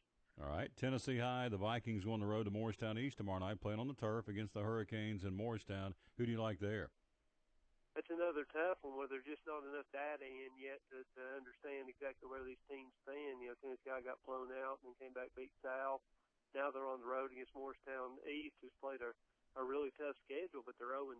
So, I'm going to go with Morristown East at home, I think, but certainly Tennessee High is capable of winning that one. Speaking of, let's get your take, too, because you're right on top. You got the pulse of high school sports here in the region. What was your take on the TSSAA ruling on Tuesday that, Keith Turner's involved in that from Science Hill and some other folks? What was your take on the ruling of going forward for high school sports in the state? I think it's an important step. I don't know if it's a cure-all, but I think it will. Well, and here's the key point. Okay, will this force some of these private schools who are in Division I to Division II, as it's designed to do, not really force them, but, it does force them to make a choice, or will these schools, private schools, remain in Division I, say they're going to cooperate by the letter of the law, and just find a new loophole and keep doing things the way they were doing it? If there's no change, if none of these private schools go to Division II, then this ruling basically had no effect. If you see 7, 8, 9, 10, 12, 15 schools go to Division II, I think this is a very important step, and we just won't know that for a while. So it could be a big change. It could help a lot of teams around here when they get down the road in the playoffs that they're actually playing somebody that they should be playing and not playing uphill. We're talking to Doug Fritz on John City Press. I love talking to this guy. I could have him on every day, but he has other things to do. Region 1 4A, a couple of games there. I want to get your take on Cherokee at Sullivan Central and Greenville, who laid an egg last week against Morristown West. Greenville plays at Volunteer tomorrow night. Cherokee Central and Greenville Volunteer in 4A. How do you like those? Well, I think that, Cherokee, they looked good last week against Boone, holding them off, keeping them from coming from behind Central. Central, I'm not really bought into them yet this year. They've lost a couple of tough ones and had that one in hand last week and just let it slip away at the very end. So I'm going to stick with Cherokee even though it's on the road. And I say Greenville gets really mad. There's a bunch of really upset Green Devils. They'll come out and play much better football this week, and I think that they'll just take Volunteer to the woodshed. 3 more games to talk about. Region 1 3A, of course, great article you've got on the paper today about the opening of the Cyclone Stadium, Citizens Bank Stadium tomorrow night. again in Elizabethton, so they're going to be hosting Johnson County, Elizabethton, and Johnson County. I think the Cyclones are for real from what I saw the other night. What's your take on that game tomorrow night against Johnson County? I mean, that's a tough thing for Johnson County. I mean, they're coming off of 2 games where they just couldn't really get anything done and just got pretty much handled easily the first 2 games. Now they got to go open Elizabethton Stadium. I think it's going to be hard for them to be able to overcome the atmosphere and the talent skill of Elizabethton. And Elizabethton's getting Jeremiah Turner back in the lineup. He was banged up last week, but he's back in this week. And Elizabethton, you know, those kids are going to not only want to go out and win the game, but win it impressively. So I think it's going to be a hard night for Johnson County. Had Sean Witten on the show yesterday, and after the show, I got a text from a fan or from a listener and said, and I don't know the answer to this, but when they built the new Steve Spurrier Field, they moved his name from Memorial Stadium up to Kermit Tipton Stadium. So the question was posed, will they do the same and move Dave Ryder Field down to the new field, even though it's Citizens Bank Stadium? I said, I don't know. They should, I guess, because the first stadium was named in honor of Dave Ryder, who is Elizabethton football. So what's the behind the scenes? You know anything about that, about moving it and naming it to Dave Ryder Field?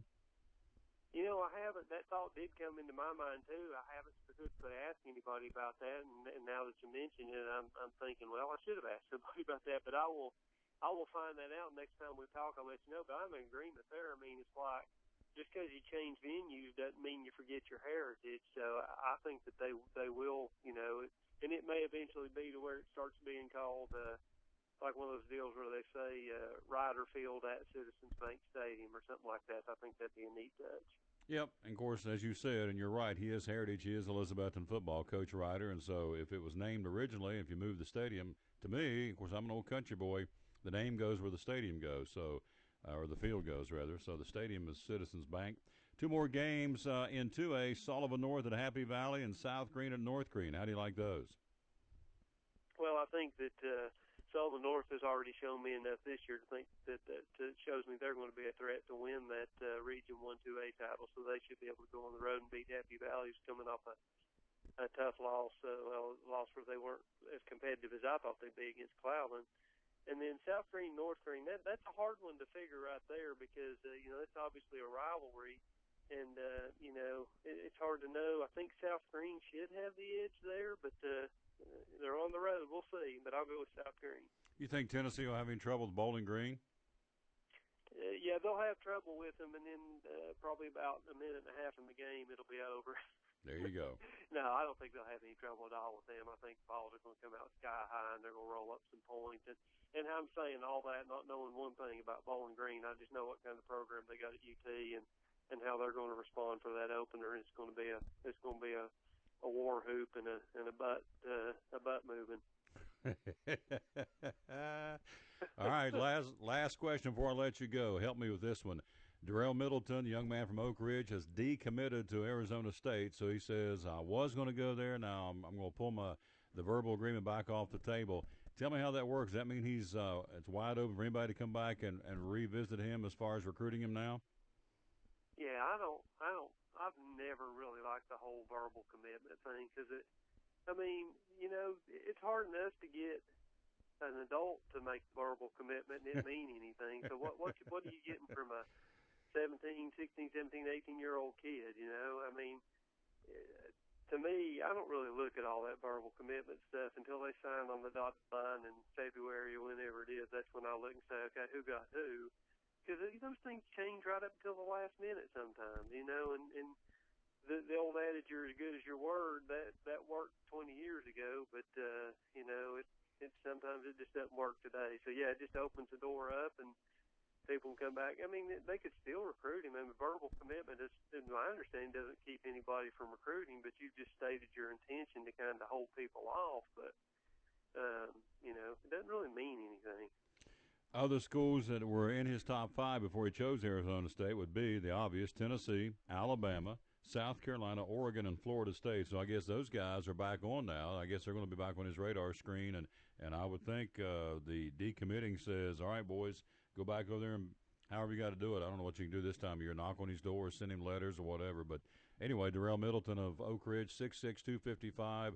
Graham Clark told me last week one of the best players he's seen in a long, long time. kid can play. Has decommitted from Arizona State, says he's now back on the table. So I would think, Doug, in closing here, Butch Jones, I don't know what kind of grades he's got. I don't know what kind of kid he is, but just purely from the football field between the lines, you'd have to go look at him if you're Tennessee with him in your backyard at Oak Ridge, would you not? Well, yeah, I can't.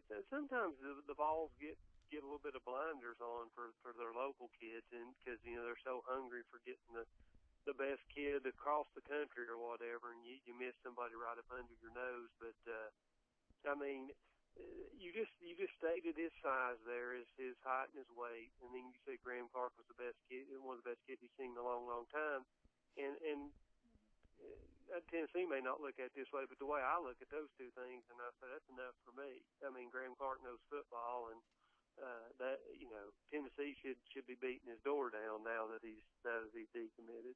There you go. And here I'm just catching some of the news coming out since we've been talking here. NFL players slam Roger Goodell. Eddie George calls Tom Brady, quote, a cheater, says the Patriots are above the law. I'm telling you, this is not a good thing for the National Football League, and it's going to have long-reaching repercussions whether you're a Patriots fan or not.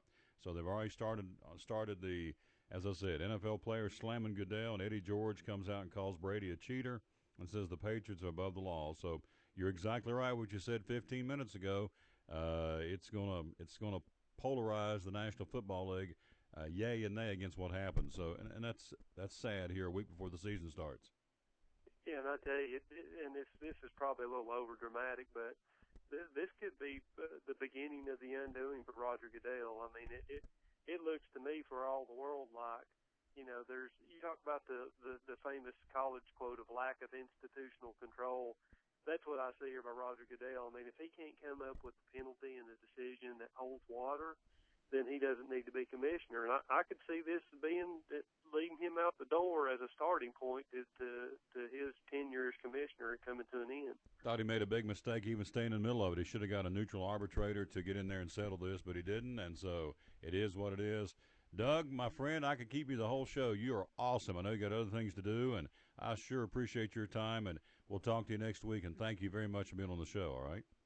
Thank you, Tom. You're a kind man. I appreciate it. Yep, good man right there. I tell you what, Doug Fritz, he knows what's going on. That's why we got him on the show. He has the pulse on high school sports, and we appreciate him very much. Again, the Tom Taylor Sports Show, thank you for being with us on this Thursday. No show tomorrow. We're going to be on the road traveling with the Hilltopper football team, and we'll be going down to Bradley Central. We're going to air the broadcast tomorrow night, audio cast here on livestream.com at 7 o'clock with the Blue Lizard Australian Sunscreen pregame show. We'll kick it off at 7:30 tomorrow night.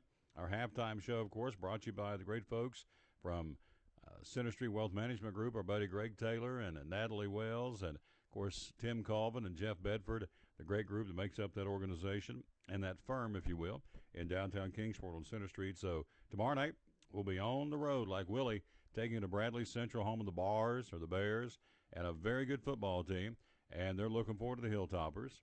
And it was interesting. I called down to make some arrangements to get down to broadcast, and the gentleman on the other end of the phone said, well, just exactly what is a Hilltopper?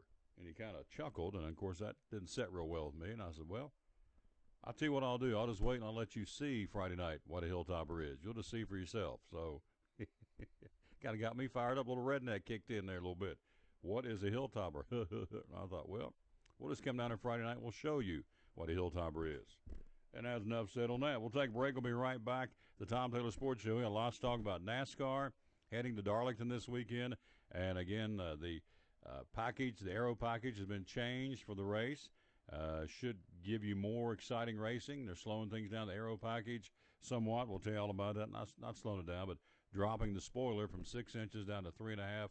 It'll put more, not G-force, what I wanted to say, more force down. So there's going to be slowing down a little bit, more closer, tighter racing. A lot of the drivers going back to a retro paint scheme. It's going to be a special weekend. Xfinity Series on Saturday. Then Sunday night will be the Bojangles Southern 500. Again, the folks in Darlington, again, much like Daytona earlier in the season, saying, we'll swap you out a Confederate flag. We'll give you an American flag. But, folks, it's the Southern 500. There's going to be Confederate flags everywhere at that racetrack, whether you agree with it or not. It's the Southern 500. Now, if they don't want that to be the way it is, they may want to consider changing the name of the race, and then that would have a total outcry, I would think. So it is what it is. The Southern 500 going to Darlington, and it's going to be wide open Sunday night. More from right here in the studio on the Tom Taylor Sports Show after you hear this from our buddy Tim Copenhaver and the gang at Champion Chevrolet on the Bristol Highway Motor Mile, Johnson City. Trucks, trucks, trucks, and more trucks. At Champion Chevrolet on the Motor Mile in Johnson City, we have Silverado trucks everywhere with discounts up to $11,000 off MSRP on select Silverado All-Star Crew Cabs. 15 Spark, $10,995. 15 Sonic, $12,995. 15 Track, $17,995. 15 Equinox, $20,995. Shop us online 24/7 and don't forget our Saturday service hours. Champion Chevrolet on the Motor Mile in Johnson City, where they leave you asking, how do they do that? Kingsport Cabinetry installs cabinets and countertops all over the three-state region. Owner Richard Isaac says they work with both commercial and residential customers and love to help remodel existing homes. What we do is if somebody comes in and wants to do a remodel, of course, they've got an existing home, existing kitchen. It might be a bathroom, whatever, it doesn't matter. We'll come out and take a look at their project. We'll do the measuring for them, come back in. While I'm at the home, I'll get the ideas that they want to incorporate into the kitchen, into the bathroom. We'll come back, we'll draw it up for them, have them come in for a meeting and go over everything with them. And once the drawings and stuff are approved, then we'll start the pricing process. We'll find out what kind of wood they want to use, what kind of countertops. Do they want Corian? Do they want granite?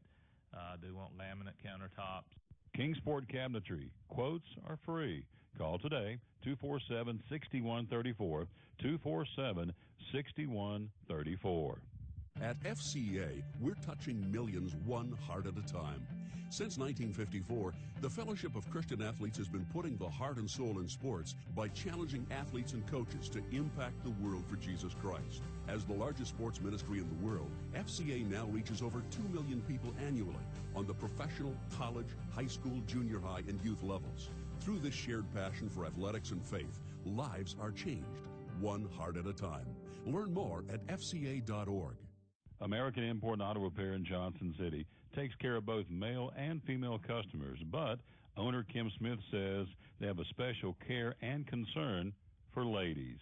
Being a female in what's considered a man's business, I understand the trepidation that women may have when they come to the shop. They feel like they don't know about cars, they might be intimidated, but that's not the way we do business. Everybody's treated the same. We take the time to explain anything that they have questions about, the repair, the process, the part. We want to make sure people are comfortable with what we're going to do to their vehicle and that they understand. We do cater to women in a sense. We have a real nice waiting room with nice Keurig coffee and flavored creamers, air-conditioned, cushioned seats, TV, everything a girl could want while she waits for her car to be fixed. American Import and Auto Repair in Johnson City, open 6 days a week. Call today at 913-3111.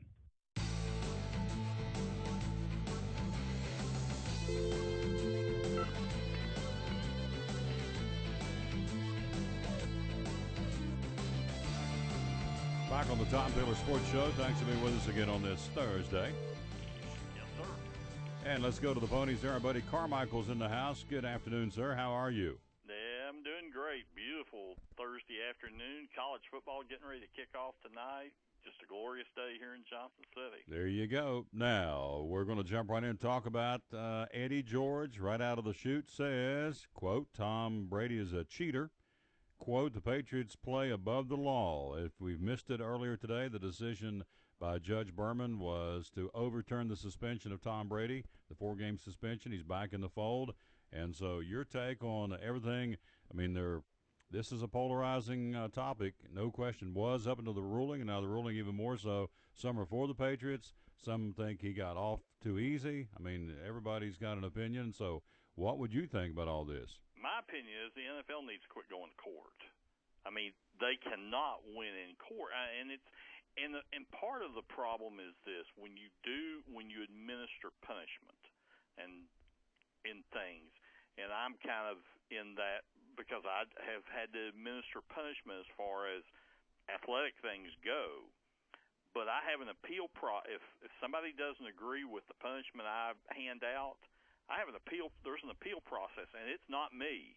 And that's part of the thing that I think the judge found in this, when he was doing this. Roger Goodell was judge, jury, and executioner. And somebody else, if you're going to hand out the punishment, then somebody else needs to be the appellate.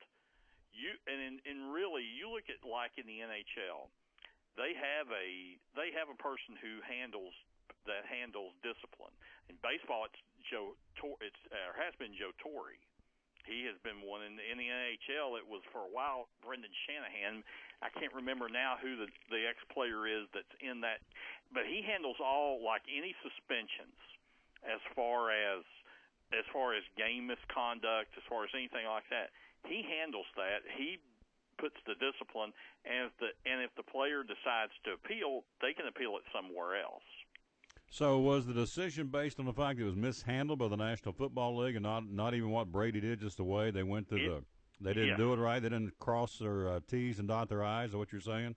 The biggest thing on the Brady was that they did not allow one of their the three big things were they did not allow their general counsel who had been in this, they did not allow him to be cross-examined in this appeal. They did not allow certain things that they had found in their investigation, like evidence, things like that. They did not allow that to be brought into the appeal, and that was just those were two of the biggest main things that they didn't allow happen. So whether he did it or not, what you're saying is they blundered the whole process. They blundered, and that's part of what they have blundered in all of these. It's not just the Tom Brady. It's the Ray Rice. It's the Adrian Peterson. It's a lot of it because these are players and they're represented by a union, and there is with labor law, there's things that you have to do and not do, and on that. Now the league is going to appeal it. They're not going to stay. They're not going to. From what I understand, they're not staying his suspension. They're not asking for a stay to keep the suspension intact. What they're going to do is appeal the case. Right now is what has been said that they're appealing it. Well, the appeal now will probably go on a lot longer, and probably they're not going to push it to be done right now. I mean, they've been embarrassed enough in court, and they need to figure out how they can correct, how they can get their discipline, and how they can get things like that corrected. NFL is likely to appeal this decision in the United States Court of Appeals for the Second Circuit. Also, they are unlikely, I should say, to seek an injunction that would keep Brady from playing this. Okay, we've waved the white flag in essence. We're not going to fight that. Let him play while the appeal is ongoing. That could take months for that to come out. So, and the Second Circuit judge could overturn Judge Berman the rule in favor of the NFL, but that's way down the road. So, bottom line is Brady plays. NFL's got a black eye. Is this the beginning of the demise of Roger Goodell? It's the beginning of the demise of Roger Goodell started last September with Ray Rice, and this is like I saw something a little while ago. Maybe Condi Rice needs to start measuring drapes in that Park Avenue office, because there's always been talk that Condoleezza Rice would make an excellent NFL commissioner, because she knows a lot about the game, is well versed in the game, and would be an excellent choice as a commissioner for the National Football League. But also in the Brady thing, besides the denial to examine one of the two lead investigators, they also didn't give notice to Brady about his potential discipline. They didn't say, okay, they kind of equated deflating a football with PEDs, and there's nowhere in the agreement between the collective bargaining agreement between the players and the owners that something like that would happen. So they really just kind of didn't tell, hey, Tom, if we suspend you, this is what your punishment could be. Even when I have to suspend someone, coach, player, I have a policy written out, and here is the potential punishment that could happen if you are found guilty of this. Don Even Carmichael. the Park and Recreation Department in Johnson City is smart enough to write that out. I can't believe that Roger Goodell can't get that right. There you go. Hit that bell. There you go. Good job. We're talking to Carmichael from the Parks and Rec. Again, coming up later in the show, we've got Graham Clark going to join us talking Dobbins Minute football. They'll be on the road tomorrow night against the William Governors. Yesterday we had Sean Witten on the show, and as we said, no show tomorrow. Going to be traveling down to Bradley Central to bring you that game tomorrow night between Bradley Central and Science Hill. So, Carmichael, here's the question. Is this – now, I'm going to say, to me, it is. I think it's a PR nightmare. I think it's going to be a bad rap on the National Football League. I think it made a big mistake, and I think it's going to be a black eye, and I think it's going to hurt the integrity of the game, what's going on here. Do you agree or disagree? It's another black eye, and guess what? It's still not over for the NFL. Not with the Tom Brady. Earlier this week, the first trailers for the movie Concussion with Will Smith came out. Yep. And if you think the NFL, and I've read I've got the book, The League of Denial, and I've read the part of the book where this starts. I've gotten that far into it. This is going to be a night before the end of this year. This is going to be a nightmare for the National Football League. I mean, you're allowing players or have allowed players to go out there, and play. They're making their choices. Granted, they're adults. They have free will, and they make those choices. But when medical evidence is showing you that things are, this isn't good for the, a person's life, it's just the National Football League, just the hits keep on coming with that. Yeah, but now it's almost like smoking a cigarette. When you know that, I saw where people right, you're a free will as an adult. That's true. If you put that helmet on and go out there and I hammer you and you get a concussion, that's part of the risk. It's like NASCAR drivers. There's a 50-50 shot they're going to be in a wreck or some kind of a scrape when they get in behind that wheel. They just know that. But if you hide evidence that shows that concussions can lead to Alzheimer's disease, ALS, other things down the road, that this is, and you've been shown this evidence, and you don't, the doctors are showing you this, and you're still not taking measures to help the safety of the game and the safety of the players, the safety of your employees, and you're also not allowing your employees to have access to this information, and you're trying to strong arm physicians from, it's like cigarette smoking. For years it was told it was okay to smoke cigarettes. That was back in the 50s and 60s. Well, it's okay. Even doctors would make advertisements. It's okay to have a puff. And now you come out years later, well, no, it's not good to smoke. So it's not healthy for you to smoke. Well, it's just, like I said, this has been the last year and a half for the NFL has not been very good. And I really think it's going to be the end of Roger Goodell. Sometime, I really think he will go out by the Super Bowl. I think the Super Bowl would be his last thing if he even is in office that long. Don Carmichael again. He checks in with us every week with the Johnson City Parks and Rec, and again talking a little sports. Brady again, his suspension overturned if you missed it, and so he is, for all intents and purposes, at least for now, a free man to go play football for the Patriots. They play tonight against the Giants in the Meadowlands, the final regular season or final preseason game before the regular season.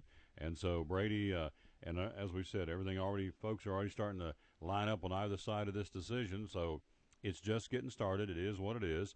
Buck football tonight. Let's talk about it. They are going to have over 9,000 at Kermit Tipton Stadium tonight. That place is going to be rocking.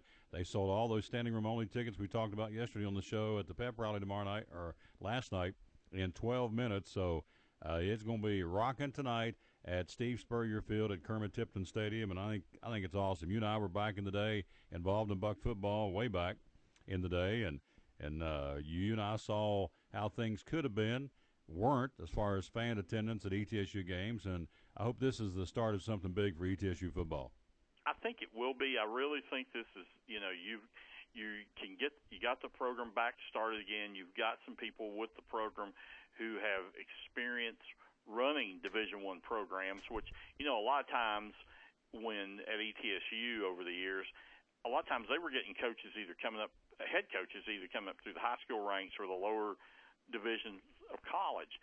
But now you're bringing in people with D1 experience coming right off that have head coached in Division I, And I think this is the correct way to help rebuild the program. We're talking again to Carmichael, and again, you and I were there back in the day, following the Bucks on the radio. Blue Thunder, as the guy from VMI, as Bozo the Clown from VMI made that comment that afternoon.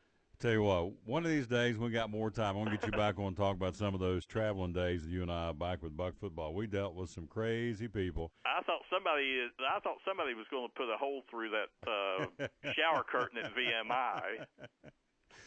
Well, we got to explain that between the two broadcast groups, VMI and ETSU back in the day. I can't remember the name of the field now. What was the name of the field they played at? It was they were rebuilding the press box that year. Yeah. It was at the stadium. Yeah, and up at VMI, and so they had a literal shower curtain in between our broadcast. We're doing the Bucks on the radio, and VMI's radio group, and the guy that he reminded me of Dobroff, coach, great big old guy, about 6'5", 6'6", and he would scream, "Here come the Keydets!" Scream it. And so one of our broadcast guys that remain anonymous on the gang took exception to it and got really tired of hearing about it. And in fact, he said something to him, and there was some tension in the press box for a few minutes. So thank goodness cooler heads prevailed, but I thought we was going to have a little scrum up there in the press box. So I know when that blue thunder shot came, I know a fist hit that shower curtain. But he did. He looked like, he had the blonde hair. It looked like a Bozo the Clown wig, and he was fair skinned and just kind of, that red complexion. Yeah. And later on, after he left, I guess being the announcer for the football games, a few years later when we were back up there in basketball, he was doing the PA for VMI in basketball, and he was the same obnoxious self. Anyway, Carmichael and I traveled for how many years were you and I together doing Buck football? We did a couple of years together, yeah. and I was on the road with the merry band of Buccaneers. So we were up there with Ayers, is that right? Ayers and Sasser, we that were correct? we were with Sasser's last year and Ayers' first year. Oh yeah, it was great stuff, man. It is, and every time I think of talking to Carmichael, I think I gotta blow the cobwebs off some of those memories and bring them up and I mean, they were the best, literally the best, maybe the best 0-10-1 team you've ever seen, because there were games, even in the game they tied, they should have won it. I remember that year at VMI, they should have won that, let it get away. They lost at Kentucky and led going into the fourth quarter at the University of Kentucky. Yep.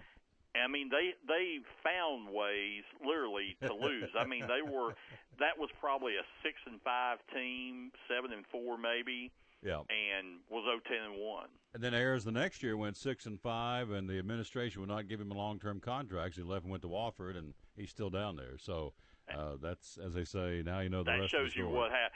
And then you bring from losing Coach Ayers, then you bring in the guy from Coach. What's the Jerry Van Dyke character from Coach? That's what you brought in, because he had coached those writers, those guys that were the showrunners for the TV show Coach. He had coached those guys in college, and so the character of Luther was based on Don Riley. Don Riley, you're exactly right. Jerry Van Dyke, he was the line coach at UCLA. Yep, and he was the head coach of the Bucks for a while. So yep, Carmichael and I got some stories, no question. Now, before we get into matters at hand, Tennessee, will they have any problem with Bowling Green Saturday? Close for a little while, because I think Bowling Green's no pushover, but it's a quote a neutral site, being at Nissan Field in Nashville, but I really think Tennessee wins by at least 14. Can the Hilltoppers win tomorrow night? Be tough going on the road. They've got to play. It sounds like a little bit better than they did in the second half, or against Elizabeth, and so hopefully they can. This will be a good test for them going on the road, because then you got homecoming next week, and then in 2 weeks you're bringing the combination of Ric Flair, John Cena, and Triple H into your house to play for the first time, when you're playing one of the greatest football programs in the history of Tennessee football, and maybe the greatest high school football program in the history of Tennessee high school football. That'll be the Maryville Rebels coming up in 2 weeks from tomorrow, coming to Kermit Tipton Stadium and Steve Spurrier Field. We're talking. They beat Fulton last week, who had the longest winning streak in the state. So beat them by 31 too. So yes. 49-18. We're talking to Carmichael. Zumba for kids, cardio kickboxing, and fitness and heels. What's going on with this with the Parks and Rec? These are classes that will be going on actually starting today over at Memorial Park Community Center. Zumba Kids Junior, that's going to be on Thursday afternoons from 5 to 5:30. It's ages 4 to 7. It's just a class, $5 a person to go for the class. It's a class to do just exercising, the Zumba exercising, the high energy. You have a lot of dance music. You'll have steps broken down. They'll add little games and everything. It's a 30-minute class. So you probably get 2 or 3 little things that you do in that 30 minutes. That's for ages 4 to 7. And then Zumba Kids, which is the older Zumba class, will be from ages 7 to 11. That will be from 5:30 till 6 o'clock. $5 for a person to do that. They'll do kid-friendly routines because when you do Zumba, it's basically based on adults. So now you're bringing it down for children and kids. What do kids like to do? What kind of music are they?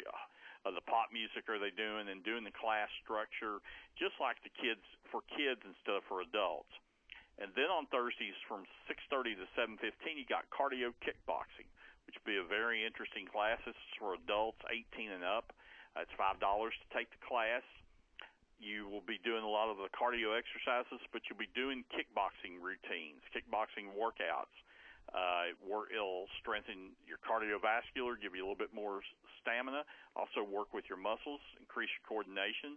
You'll do things, you'll have some dance moves in with that, but a lot of it's just kickboxing moves. And if you've watched kickboxing on TV, that's what a lot of this is, but you don't have to have any experience to do it. If you've never done a class like this, hey, this is a chance to come out. It's only $5 to take the class and see what it's all about. And then from 7:30 to 8:15, an interesting class, fitness and heels. And it's a fitness class, just working out like the burlesque type dancing, which especially a few years ago when the movie Burlesque came out with Cher and several years ago, kind of dancing routines like that. It tighten and tone your ab muscles. Heels are not required, but you can wear them if you would like. I could imagine seeing especially some big old burly men out there in heels doing the dancing, doing this workout. But it's from 7:30 to 8:15, ages 18 and up, and it's $5 for the class.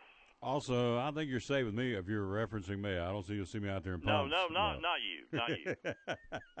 Maybe a big old offensive lineman from somewhere. But not me. You got it. Not you. No. Also, this is a really cool program too. This is a very serious situation because it has reached the epidemic level in our region by virtue of several folks talking about this. Some of the folks in the know in the medical profession in the Tri-Cities is diabetes, and so here's an opportunity to take charge of your diabetes. It's a free 6-week program offered the Parks and Rec. Tell me about that. Yes, this is a class that Senior Services will be doing starting on Thursday, October 9th through November 13th. The 6-week program will identify common problems with diabetes. It'll test your sugar, help you have healthy eating habits, because that's part of what diabetic is, a lot of fast food, a lot of greasy food, things like that. And a lot of people are unaware that they have diabetes. And this is a good step. This is a good class to take if you know you have it. This is a good class to take. If you even suspect you might have it, it's a good class to take. Preventative measures to keep you from diabetes. Also physical activity, because that's part of managing diabetes as well. It's not just, okay, well, I'm now going to start. I'm going to drink water. I'm going to get off the sugary diet or sugary soda drinks. I'm going to eat more vegetables, more fruits. But you have to include physical activity as well as good eating habits to manage your diabetes. And the program is Thursday, October 9th through November 13th from 10 a.m. to noon each time. The pre-registration is required. There's no charge for the class. It's free of charge, but you do need to register before that. And the number for registration is 434-6237. There you go. Our friend Carmichael? our mutual friend Debbie Fogel has done an excellent job doing programs. She works for us now in the senior division and has done some excellent programs for the seniors. Good lady too, Deb Fogel. Very, very nice lady. I mean, number one, when they told me she was looking at working for us, I said you cannot hire a better individual anywhere, in my opinion. I mean, we've known Debbie for over 30 years, and just outstanding. You got it. Well put, my friend. Carmichael, thank you, my friend. Good job as always. Again, we'll be on the road tomorrow. It's a no quiz show this week. Well, your Liverpool Reds, unfortunately, this week lost their first match of the year. They lost 3-0 at home to West Ham. It was a major upset. So the Reds have got a break. They've got a break of about 10 days. They don't go back until next weekend.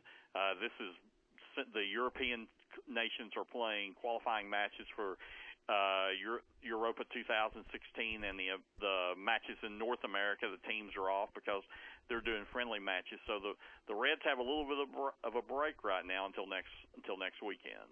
I was stressed out over that, so they got a little time to kind of regroup. That's good. Liverpool Reds. Yes, didn't make any moves with the transfer window closing on Tuesday. Didn't make any moves with their club. They're satisfied for the time being. There is a transfer window, kind of like the baseball trade deadline in mid-season.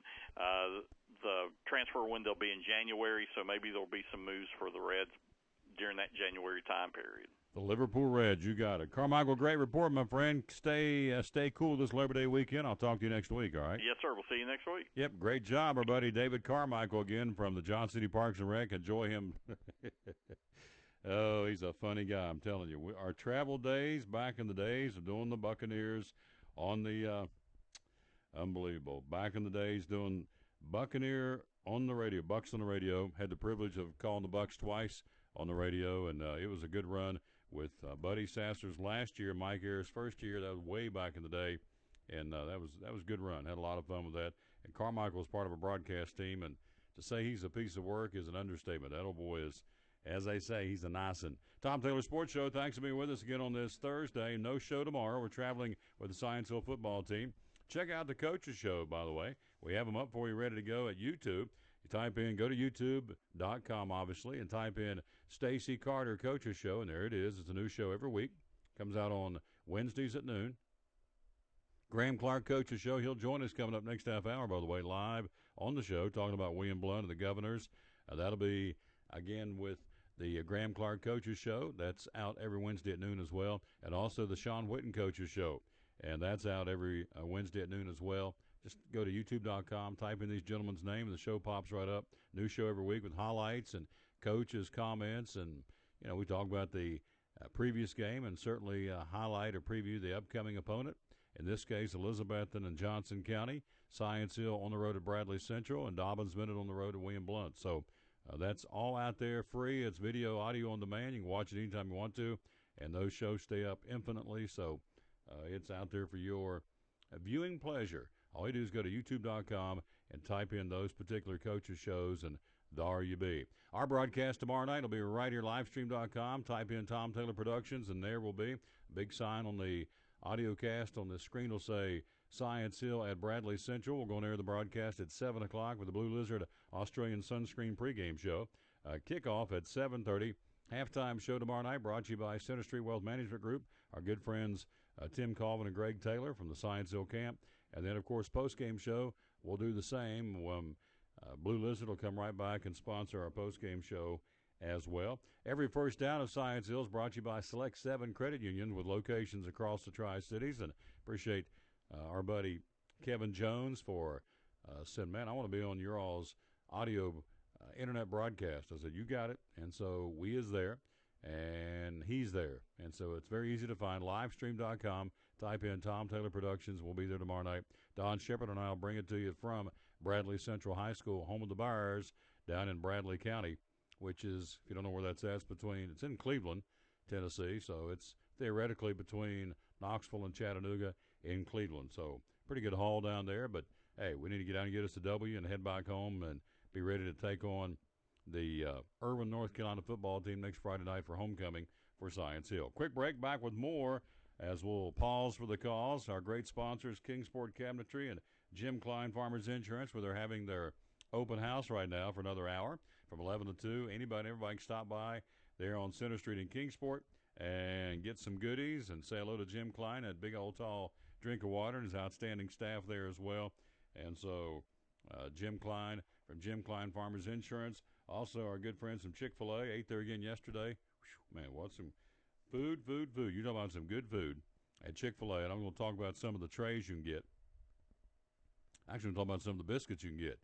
Did you know, those of us who have no life, I sit down and added up and counted 16 different kind of biscuits. 16 different kind of biscuits you can get. I'm sorry, 16 different kinds of breakfast you can get. I didn't read that right. 16 different kinds of breakfast items available at your Chick-fil-A and the Crossings in North Johnson City. Chicken biscuit, just a regular biscuit, bacon, egg, and cheese, sausage, egg, and cheese, a spicy chicken, the chicken minis, chicken, egg, and cheese, cinnamon cluster. They got the sausage breakfast burrito. They've got the chicken breakfast burrito. They've got hash browns.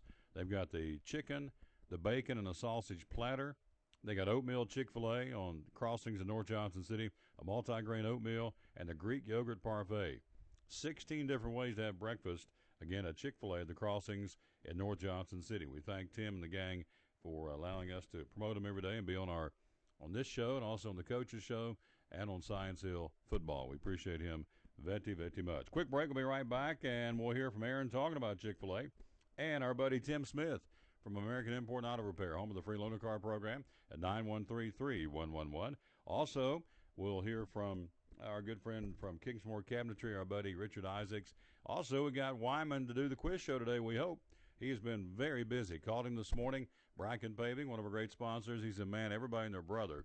He was in Wise, Virginia today, then went to Abington. I think he's going back to Bristol, Virginia. This guy's all over the place. Again, giving quotes. Folks now going, look at the calendar.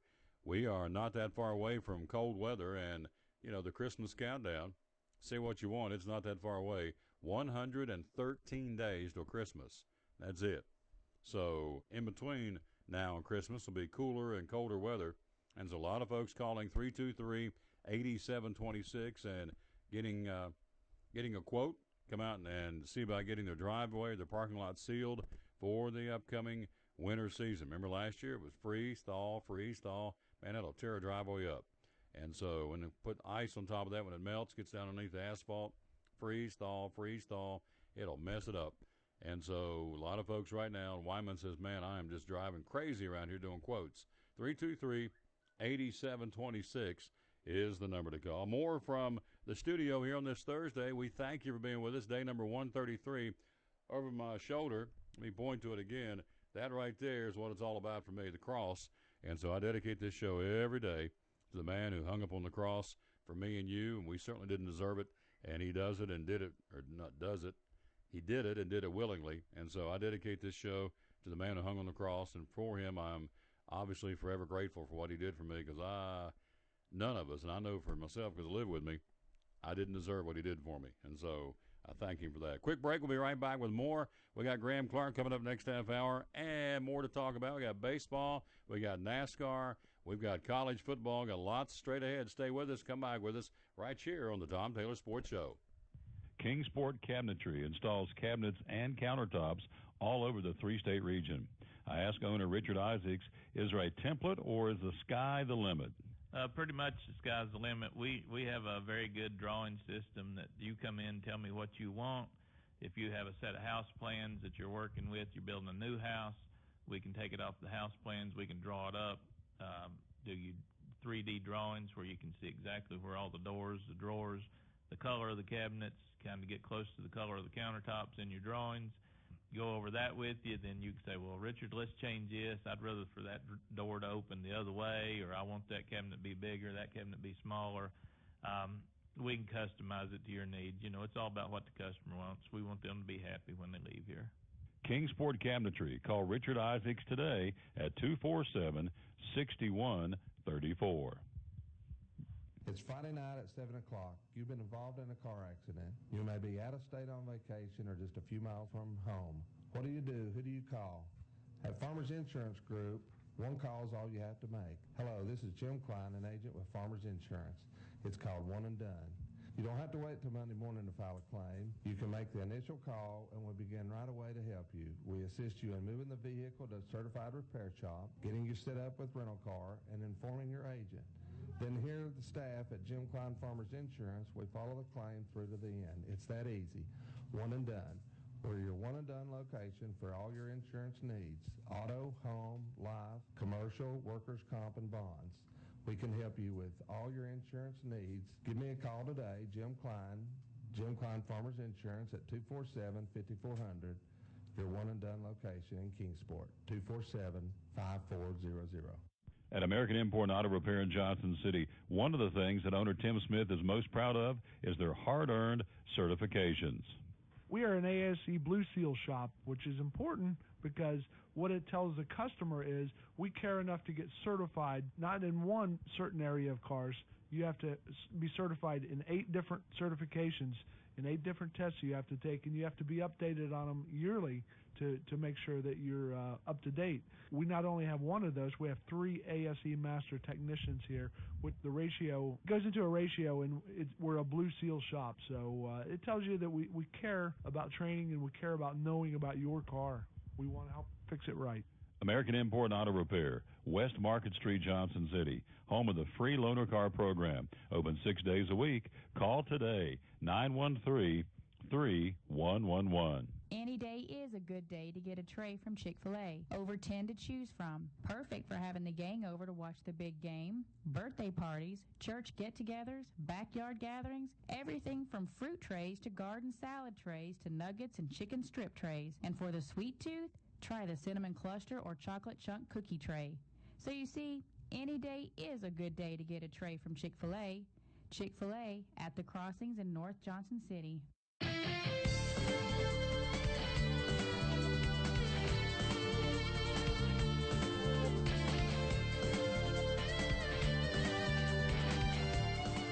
Thanks for being with us on the Tom Taylor Sports Show. 2 in the books. Final hour of the show here. We do it every day from 11 to 2 with the exception of tomorrow. We'll be on the road again traveling with the Science Hill football team.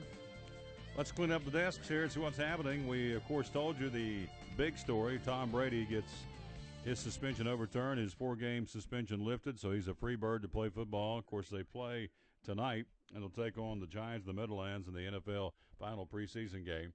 So he's a free bird to, again, move on. Other sports news, again, we told you earlier, Darrell Middleton, the senior tight end defensive end at Oak Ridge, announcing his intentions to decommit from Arizona State University, which means reopening his recruitment opportunities.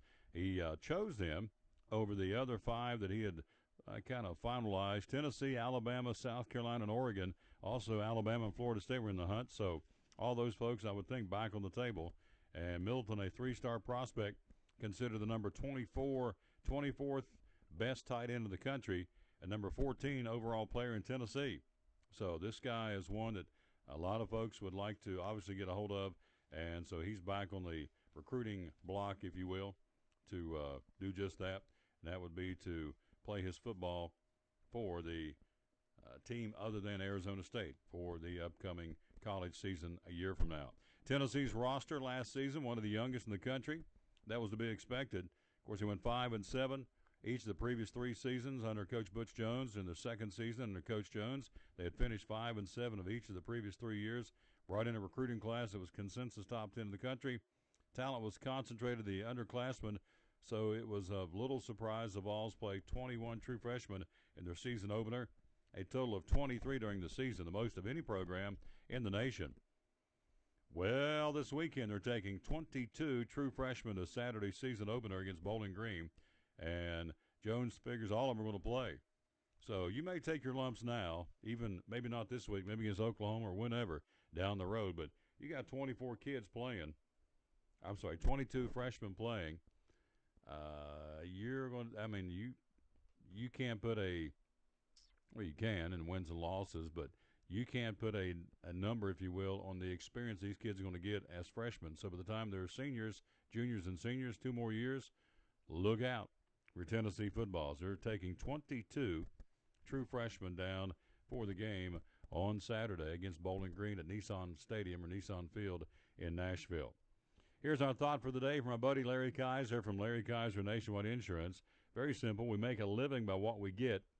We make a life by what we give. Love that.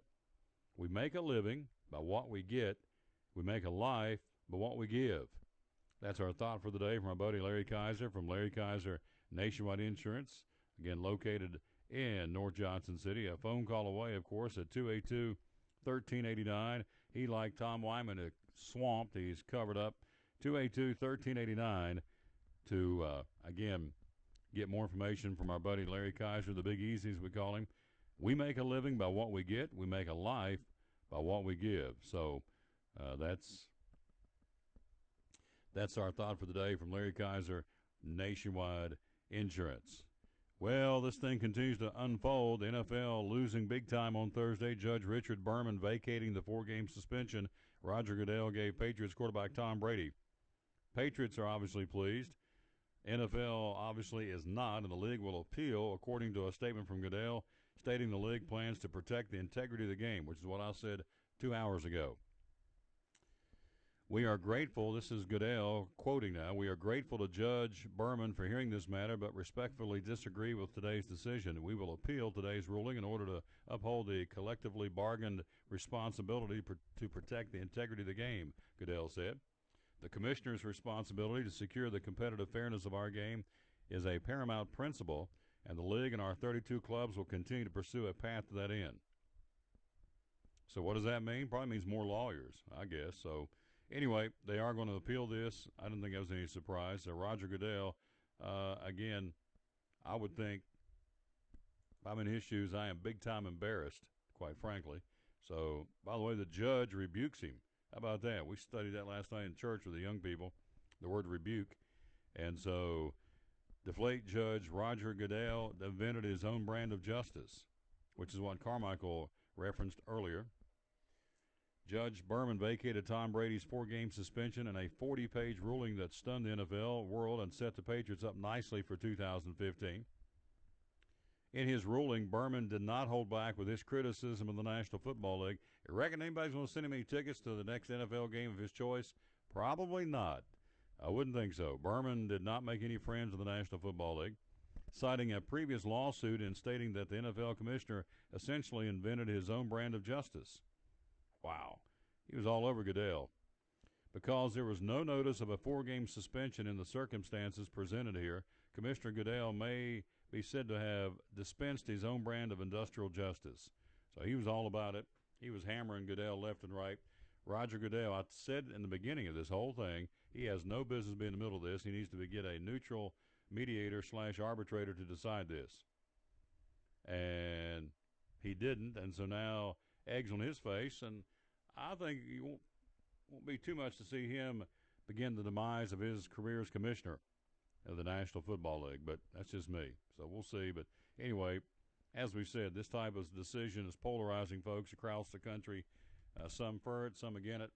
And I don't know where you stand on it, but I'm totally against what happened. I think it's going to hurt the integrity of the game big time.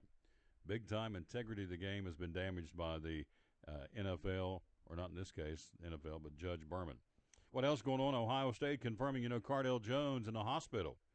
One of the quarterbacks for the Buckeyes, Cardale Jones, released from the hospital. Ohio State confirmed that Jones had to be hospitalized last night. He has since been treated and released. Cardale Jones examined last night. He was released from the center following the examination. He's doing fine today. According to multiple reports, including from family members on social media, Jones was being treated for a severe migraine.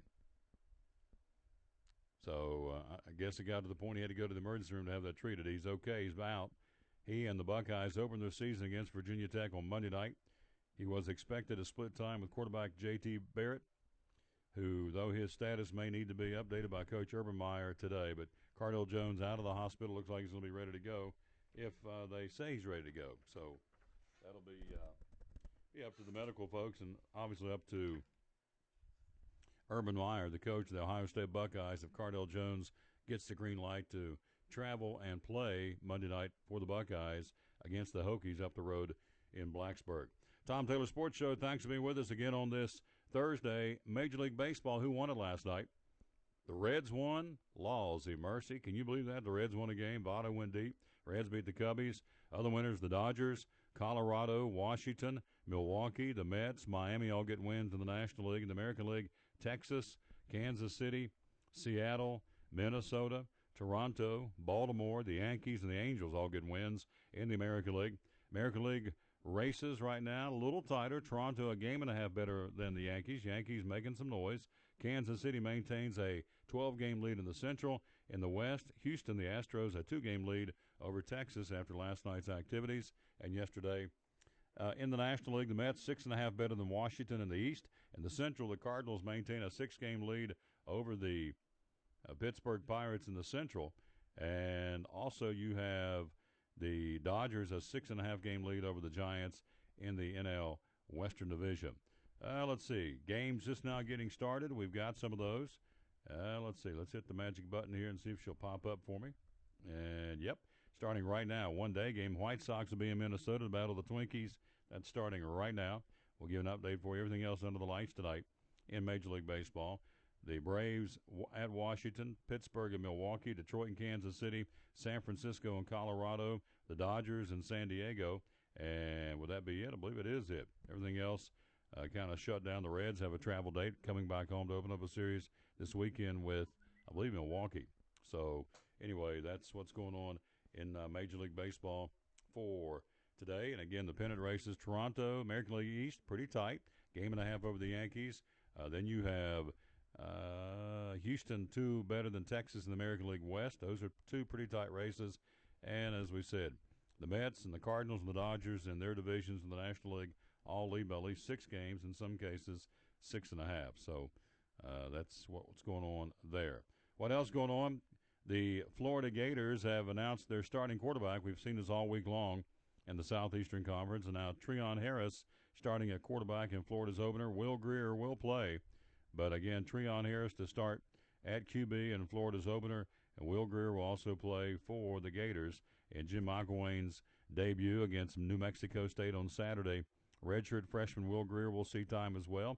And Treon Harris also will be getting the start, as we said, for the Florida Gators. We'll take a quick break, come right back. We're going to be joined by head coach Graham Clark of Dobbins Minute, see what's going on with the Indian head coach. And they get ready to travel down the road, and they'll be doing that tomorrow night on the road at William Blount, the Governors in the Big East Conference. So he'll join us coming up right after you hear this.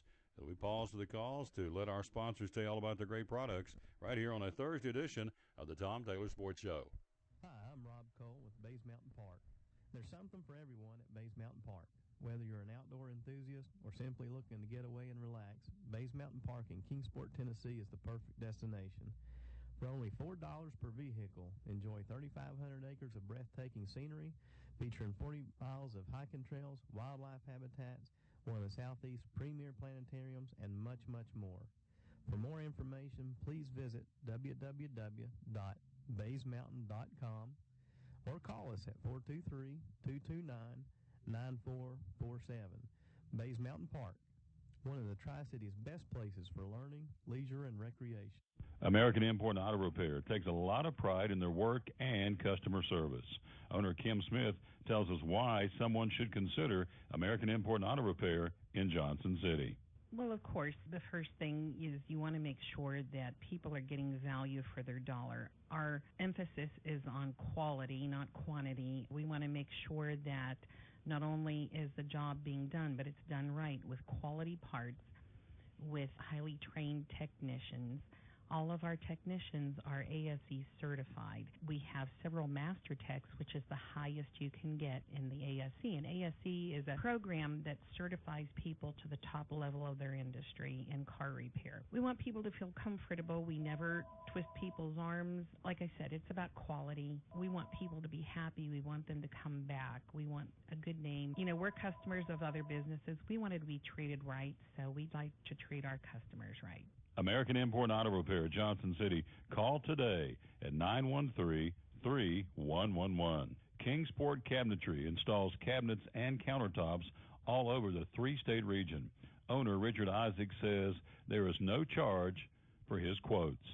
All of our quotes and drawings are free. I know a lot of the national chains, big box stores and stuff, and I understand they have to charge a price to come out and measure and do a quote, but here at Kingsport Cabinetry, we do all that for free in hopes that our service is good enough. I always tell people this, Tom. I say, you can go anywhere in this town and get a product like I have, but find somebody you're comfortable working with. If you're not comfortable working with me, find somebody you are comfortable working with, but I can guarantee you we'll give you the service. We have a full shop back here that we do custom work, and I'll just move on a little bit. We get into commercial work. We do a lot of commercial work, a lot of healthcare, a lot of restaurants, banks, schools, things like that too. Kingsport Cabinetry. Call Richard Isaacs today at 247-6134. If you're catching some waves or just playing in the yard, it is important to protect yourself. You may not feel the sun's heat, but UV rays can still damage your skin even in cloudy weather. Blue Lizard Sunscreen, recommended by pharmacists and dermatologists nationwide. Our SPF 30-plus formulations use only the highest quality ingredients for broad spectrum protection. As a reminder to protect yourself, our bottle turns blue when UV light is present. Blue Lizard, we've got you covered. Back on the Tom Taylor Sports Show. Thanks for being with us again on this Thursday.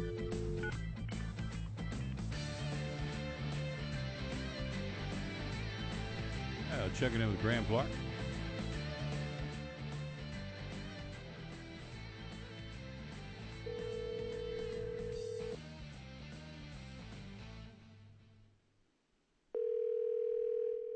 Two ringy dingies for Coach Clark. Three ringy dingies for Coach Clark. Hello. There he is, Coach Graham Clark on the Tom Taylor Sports Show. Good afternoon, sir. How are you? I'm good, man. Good to hear from my Biggie's partner. There you go. Ate them Biggie's hamburgers the other night. Good stuff, and we can. Now, I had one myself. It was a wonderful thing. Yes, it was. Very, very good. And you can watch the Graham Clark Coaches Show. Just go to youtube.com, type in Graham Clark Coaches Show, and there it is. Every Wednesday, brand new show. We do it from Biggie's every Tuesday night at 7 o'clock. Stop by and say hello to us while we're taping the show and get you some good food. And then watch this. It's video and audio on demand. You can watch it anytime you want to. 2 in the morning, 2 in the afternoon, over and over and over. So always a good time with Coach Clark. And, hey, let's get ready for our trip down the road. Let's talk about the William Blount Governors tomorrow night. The Governors are playing extremely hard. Got an opening win over Lenore City. New coach, Coach Shadowins, who had been at Blackman and won a couple of state championships at Smyrna. And he's got them playing hard. They got beat by Alcoa last week. There's been a lot of people got beat by Alcoa over the last few years. Yeah. So, that's not anything out of the ordinary. It's the first time they've played them in a number of years. They're really playing hard. Quarterback is Austin Myrick, who is a returning starter from last year. Strong side linebacker Tommy Myers. I was really impressed with this week watching him on film. They've got some good football players. They got a sophomore running back that's a really good player. And I think he's the young man that returned the opening kickoff back against Lenore City. Numbers are hard to tell a lot about. I don't know how their jerseys are legal, to be honest. And if I were a media guy trying to see it from a radio booth, I'd probably question, because you cannot see numbers at all on their uniforms. Huh. But, it's our first Big East Conference game since 2008, because the Big East Conference disbanded with the TSSAA reclassification. And we're looking forward to getting back in Big East play. We're talking to Coach Clark again from Dobbins Minute. Coach, I'm going to step aside for a second to talk about the ruling earlier in the week, and the TSSAA came down. And what was your take on that, and how do you think it's going to impact football in Northeast Tennessee? Well, I'm assuming you're talking about some of the financial aid restrictions for the private schools. Yes. That was one of about 5 things. But I think what will happen is, unless some of the private schools change their financial aid or financial need packages, that about 15, maybe 16 private schools that are playing in the public division will have to leave and become what's known as Division I private. And if that's the case, I would foresee another classification change for public schools. Now, I don't have membership in that Dionne Warwick Psychic Network, so I can't say that anybody's told me that. That's just something I think that with that ruling will happen. There's also a push, and there's not a lot of private schools playing up here, but then I think there's also the possibility that the private schools may leave and form their own governing body.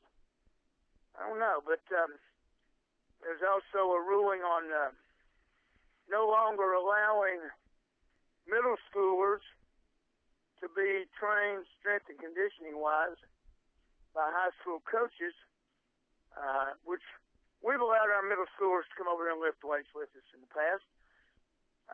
But that is a direct result of an issue down in Bradley County that dealt with middle schoolers lifting with high school and being felt like there was recruiting taking place. So everything that they've ruled on is a recruiting or financial need type deal. We're talking to Coach Graham Clark of Dobbins Middle Football. Coach, you've told me for many years a lot of teams get better from week 1 to week 2. It's kind of the learning curve. They kind of kick in gear and things begin to click. So what are you looking for tomorrow night from your football team as far as improving against the Oak Ridge game? Well, we certainly hope that we improve in our number of penalties. I would like for them to decrease as opposed to increasing. Yes. And, we got to get a better takeaway to turnover ratio, which we lost 2. I'm hoping we do a better job of tackling. That's been a big point this week. And, I would like to think that we would do we'll continue to improve with a young offensive line every week. So those are areas that I think are important to us and things we better get better at real quick. And obviously this is the third game, and I know that, but I know that early in the season with a young football team that, every week you're in a learning curve, and this is game number 3. They've beaten Tennessee High and lost Oak Ridge, and now they're heading off to William Blount, so was aware of that, but still, you're always looking to improve, and I thought Cole Maupin got stronger as the game went on last week. He made a lot of good decisions back here, the QB, for the Indians. Cole has made great improvement, and if the objective wasn't to improve, you wouldn't practice. Exactly. You just show up on Fridays and play.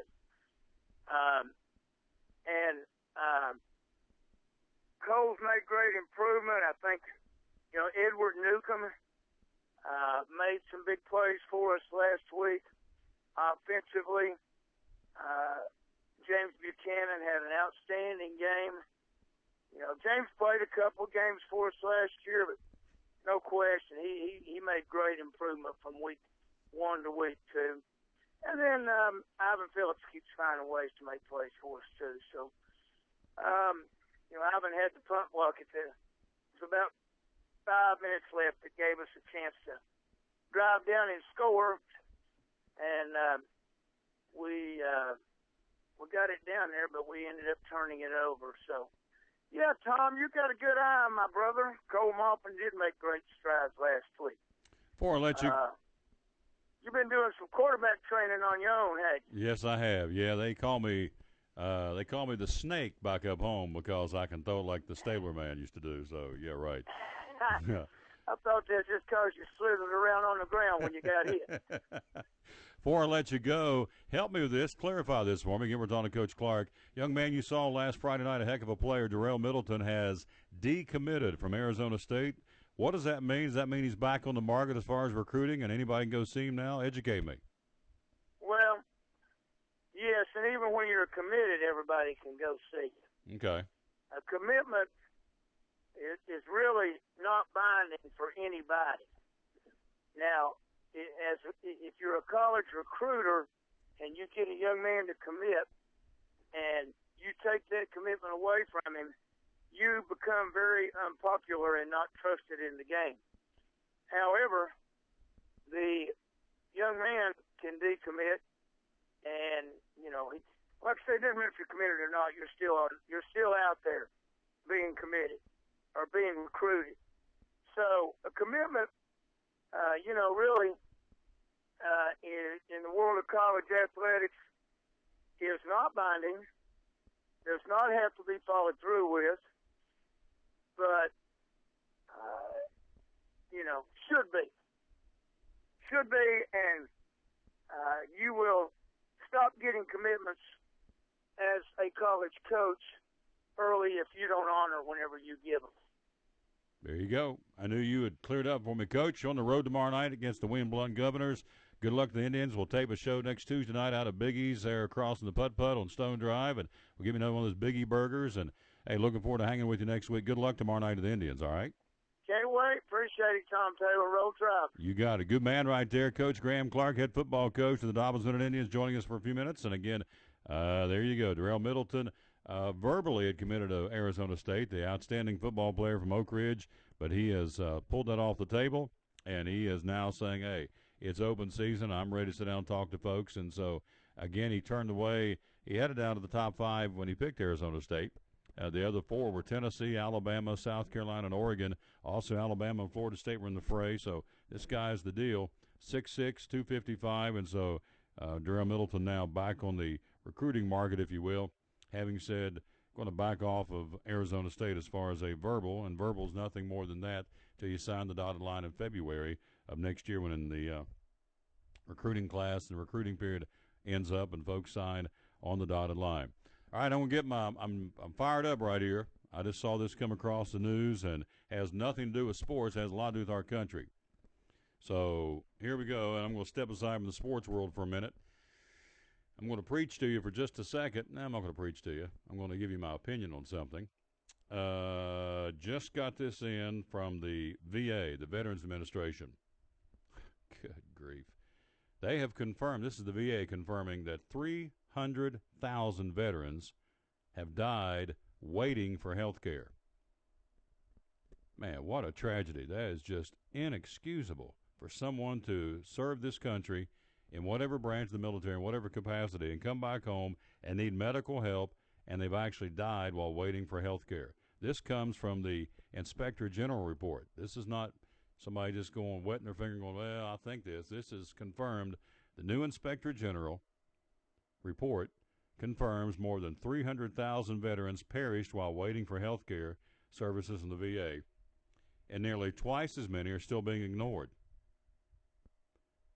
Nearly 900,000 veterans have pending health care requests. Now, lawsy mercy. You talk about getting fired up. They have served our country and served it well. They have come back injured in whatever capacity, whether it's mental or physical or both, having dealt with what they had to deal with when they did serve our country in whatever capacity they did, and whatever branch, doesn't matter to me. So we have the new Inspector General report confirming that more than 300,000 veterans have died. Good grief. That is awful. While waiting for health care services from the VA after serving our country. What do you say to the families that have buried someone never got the help that they needed or the medical help that they needed? Unbelievable. Somebody's hiney ought to be on the line for that one right there. I'm just going to tell you. Somebody's butt ought to be in a sling big time. Man, that makes me so mad. Our veterans, guys and ladies, don't make a difference which gender. If you served our country and you got hurt, we owe you a debt of gratitude at the minimum to take care of whatever physical malady or mental malady you come back with, whether it's PTSD, whatever it is you've got wrong with you that you have acquired, if that's the right word, while you were serving this country. It should be taken care of and taken care of immediately. 300,000 veterans have died while waiting for health care in this country and health care services from the Veterans Administration. Inexcusable. And I don't know who's in charge, who's responsible. Doesn't really matter. Inexcusable for that to happen in this country. Goodness gracious, got the hair jumping on my arm. My father, United States Marine Semper Fi, he's been gone, 20, 25 years. Goodness gracious, that's an embarrassment to this country. I don't know if that's how you think. Don't matter what you think. That's what I think. I think it's an embarrassment to this country, and that's criminal. So anyway, I saw that, and I just, back of my neck, hair on my neck started standing up. How we could let 300,000 veterans die while waiting for health care they never got. And nearly twice as many are still being ignored. So, no excuse. There you go. We'll take a quick break. We'll be right back. We're going to go from Graham Clark to hunting and fishing. David Crum from the Tennessee Wildlife Resource Agency. He's going to join us and tell us what's going on in the woods and waterways that we're going to learn about. I know dove season's up and running. I've had a good start of the dove season here in the state of Tennessee. Other hunting seasons getting ready to crank up here in the late stages of summer, fall right around the corner. And again, man, my hands are shaking. 300,000 folks served this country and died waiting for health care services from the VA. Good grief. We'll take a break. We'll be right back right here on the Tom Taylor Sports Show. Hi, I'm Rob Cole with Bays Mountain Park. There's something for everyone at Bays Mountain Park. Whether you're an outdoor enthusiast or simply looking to get away and relax, Bays Mountain Park in Kingsport, Tennessee is the perfect destination. For only $4 per vehicle, enjoy 3,500 acres of breathtaking scenery, featuring 40 miles of hiking trails, wildlife habitats, one of the Southeast's premier planetariums, and much, much more. For more information, please visit www.baysmountain.com or call us at 423-229-9447. Bays Mountain Park, one of the Tri-City's best places for learning, leisure, and recreation. American Import Auto Repair takes a lot of pride in their work and customer service. Owner Kim Smith tells us why someone should consider American Import Auto Repair in Johnson City. Well, of course, the first thing is you want to make sure that people are getting value for their dollar. Our emphasis is on quality, not quantity. We want to make sure that not only is the job being done, but it's done right with quality parts, with highly trained technicians. All of our technicians are ASE certified. We have several master techs, which is the highest you can get in the ASE. And ASE is a program that certifies people to the top level of their industry in car repair. We want people to feel comfortable. We never twist people's arms. Like I said, it's about quality. We want people to be happy. We want them to come back. We want a good name. You know, we're customers of other businesses. We wanted to be treated right, so we'd like to treat our customers right. American Import Auto Repair, Johnson City. Call today at 913-3111. Kingsport Cabinetry installs cabinets and countertops all over the three-state region. Owner Richard Isaac says there is no charge for his quotes. All of our quotes and drawings are free. I know a lot of the national chains, big box stores and stuff, and I understand they have to charge a price to come out and measure and do a quote, but here at Kingsport Cabinetry, we do all that for free in hopes that our service is good enough. I always tell people this, Tom. I say, you can go anywhere in this town and get a product like I have, but find somebody you're comfortable working with. If you're not comfortable working with me, find somebody you are comfortable working with, but I can guarantee you we'll give you the service. We have a full shop back here that we do custom work, and I'll just move on a little bit. We get into commercial work. We do a lot of commercial work, a lot of healthcare, a lot of restaurants, banks, schools, things like that too. Kingsport Cabinetry. Call Richard Isaacs today at 247-6134. If you're catching some waves or just playing in the yard, it is important to protect yourself. You may not feel the sun's heat, but UV rays can still damage your skin even in cloudy weather. Blue Lizard Sunscreen, recommended by pharmacists and dermatologists nationwide. Our SPF 30-plus formulations use only the highest quality ingredients for broad spectrum protection. As a reminder to protect yourself, our bottle turns blue when UV light is present. Blue Lizard, we've got you covered.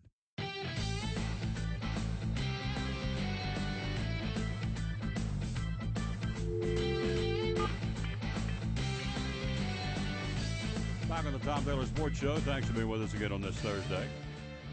Man, these 3 hours fly by. Guess we go to 4 hours, I guess, but I'm probably not. But we have a lot of fun here.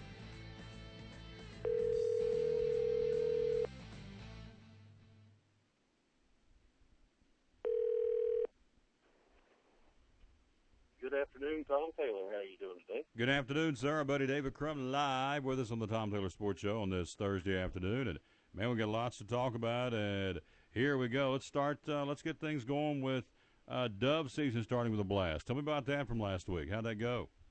Well, September 1st, the start of September, opened up dove season. It opened up at noon on the 1st, and we had a lot of folks go out and enjoy dove hunting that day.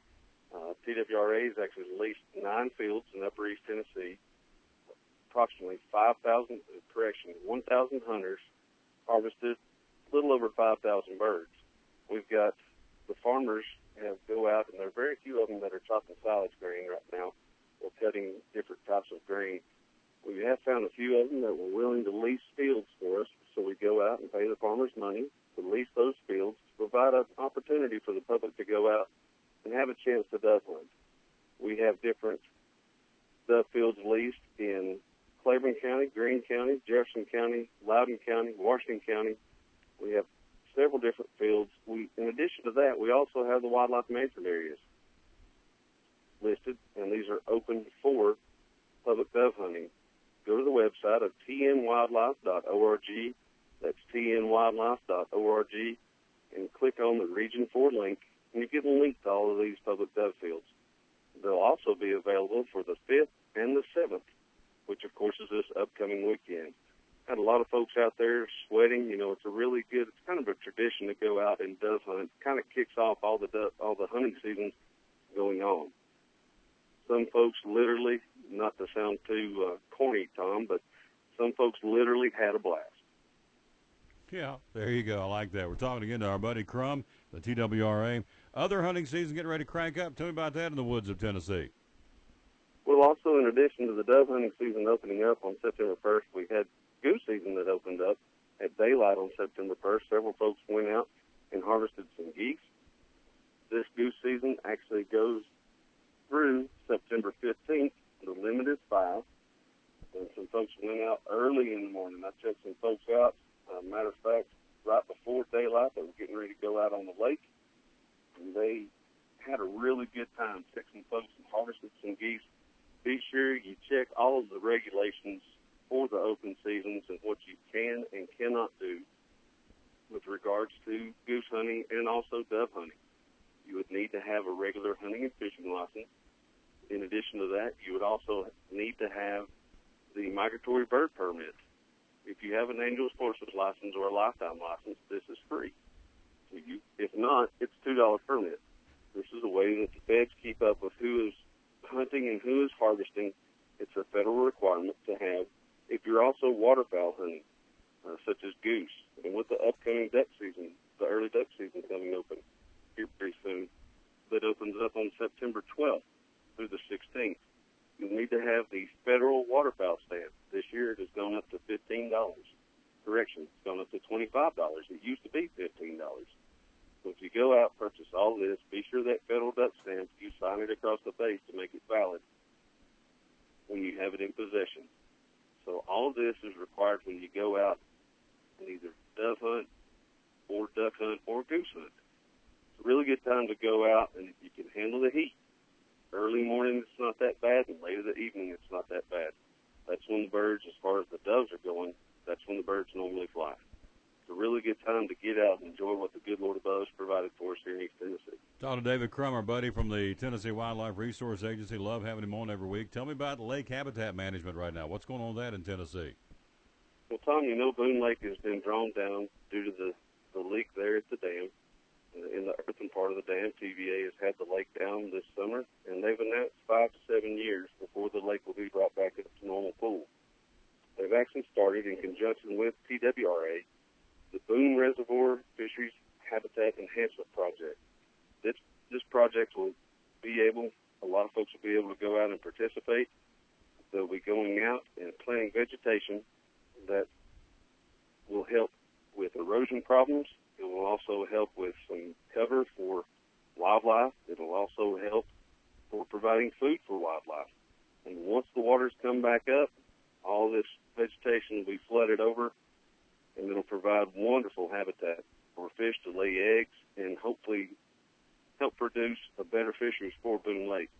Now, this Boone Habitat Enhancement Project also provides opportunities for volunteers to go out and help out.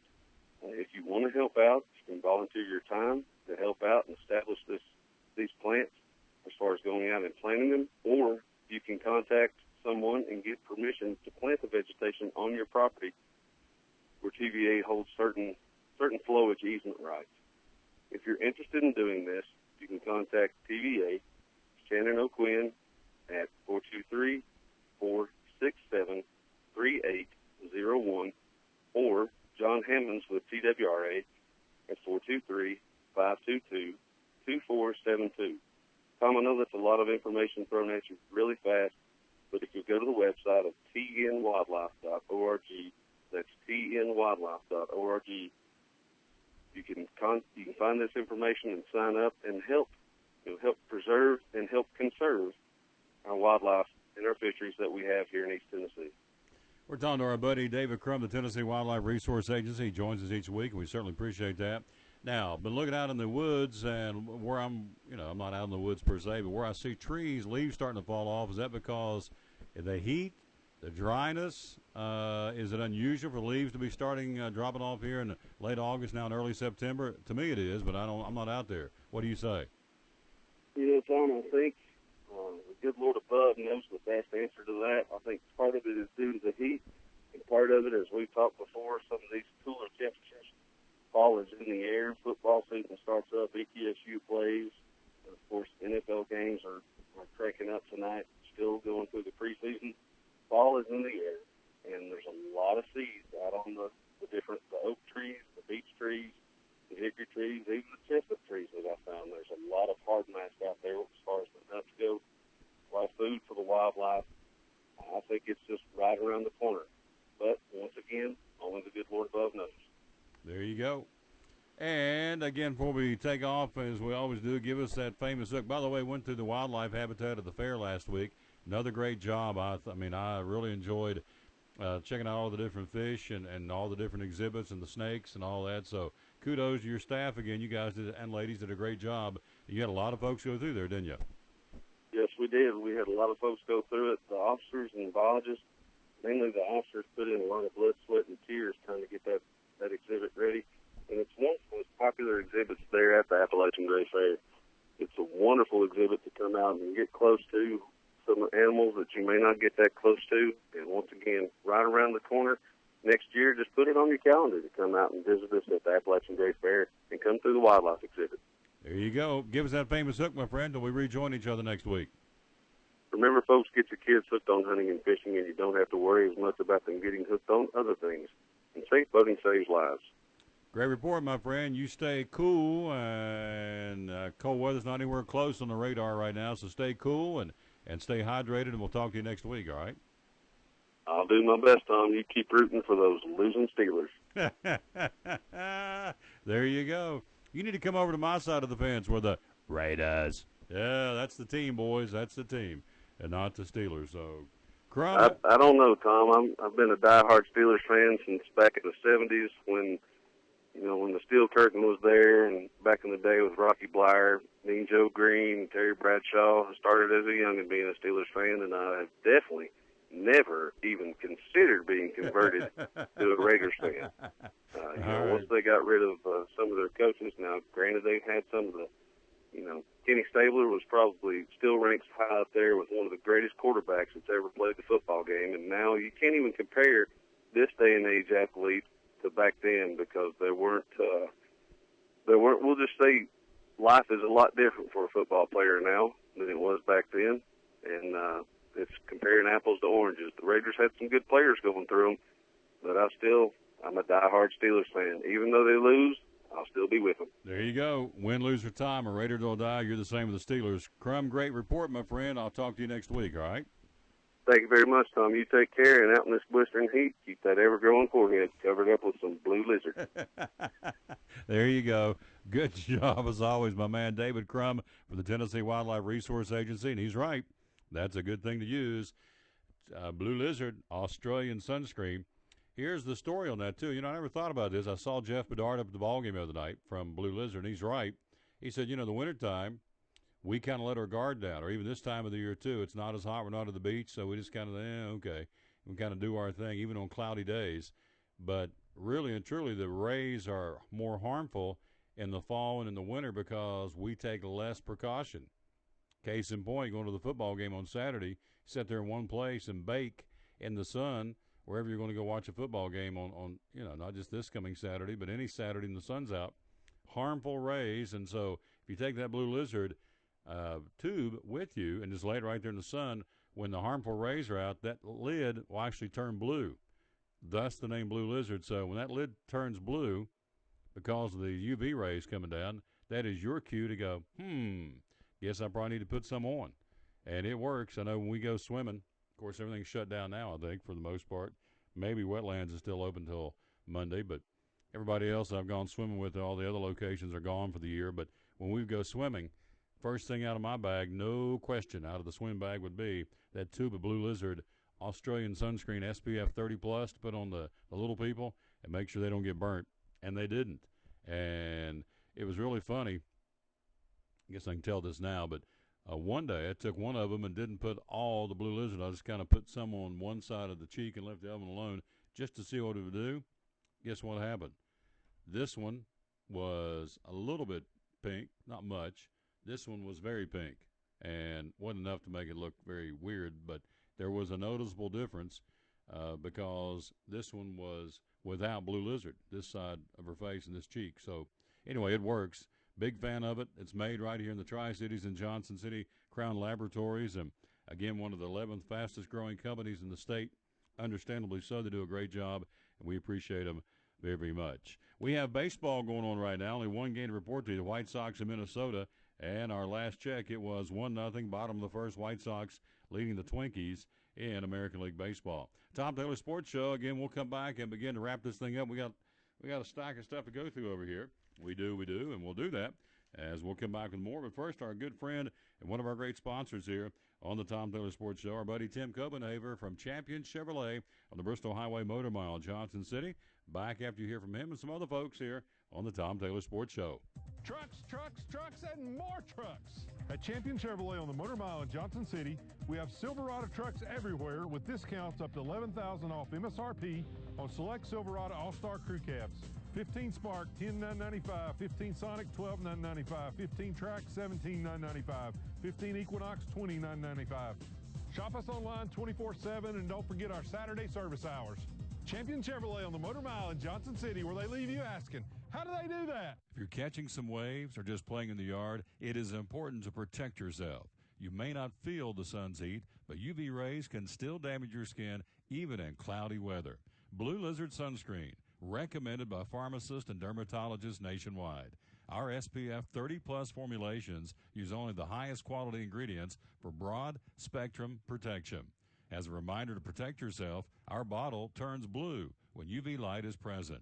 Blue Lizard, we've got you covered. Any day is a good day to get a tray from Chick-fil-A. Over 10 to choose from. Perfect for having the gang over to watch the big game, birthday parties, church get-togethers, backyard gatherings, everything from fruit trays to garden salad trays to nuggets and chicken strip trays. And for the sweet tooth, try the cinnamon cluster or chocolate chunk cookie tray.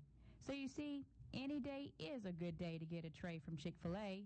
Chick-fil-A at the Crossings in North Johnson City.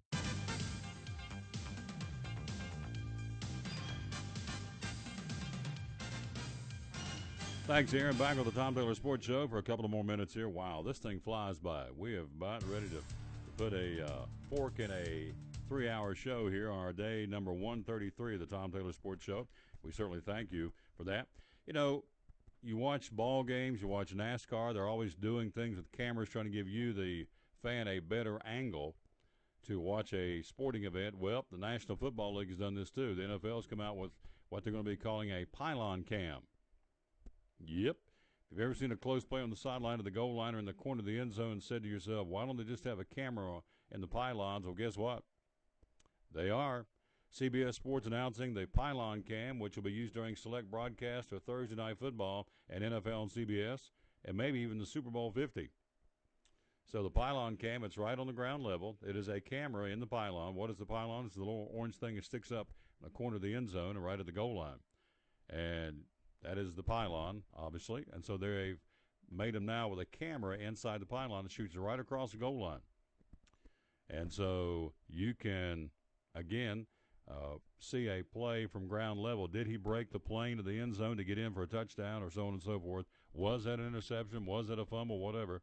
And so 4 custom molded pylons with multiple cameras to film the goal line and sidelines on each side of the field. The high-resolution, high-def point-of-view cameras will be housed inside the pylons. So, once again, Big Brother's watching you. So, there you go. That's what's going on again with the pylon cams. Again, compliments of CBS. Tom Taylor Sports Show, thanks for being with us. We need to call my man. Let's get him on right now and see if we can. We're about to run out of time here. I forgot about my man, Weinman. See if we can catch him. I hope he's where we can catch him. He doesn't know I'm calling him, although we did talk earlier this morning. See if we can get him on the air and see if we can do the 5 Elvis questions. If not, we'll have to wait the next week. So, 1 ringy-dingy. 2 ringy-dingies. Hello? There he is. Can you do the quiz show today? Are you available? Sure. All right. Why not? What the heck? I want to make sure because we're about out of time of the show. We won't be back on until Monday, so thought we better. Monday, what are you doing? I'm going to the football game tomorrow, so I'm traveling with the team. Tomorrow? Yeah, Science Hill. I'm traveling with the team. I got to be on the bus. I'm gonna miss the show tomorrow. Oh, where are they playing tomorrow? Well, Tom's been an avid listener to the show this week. Bradley Central. We're on the road down to Bradley Central tomorrow. So, Seriously, I've been on the road. I have no time to do anything. I'm lucky I can go to the bathroom for goodness sake. I know. Where you been today? You been to Wise and Abington. Where else? Oh, to Bristol, Tennessee, and Virginia, Bluff City, Piney Flat, and Johnston of the city.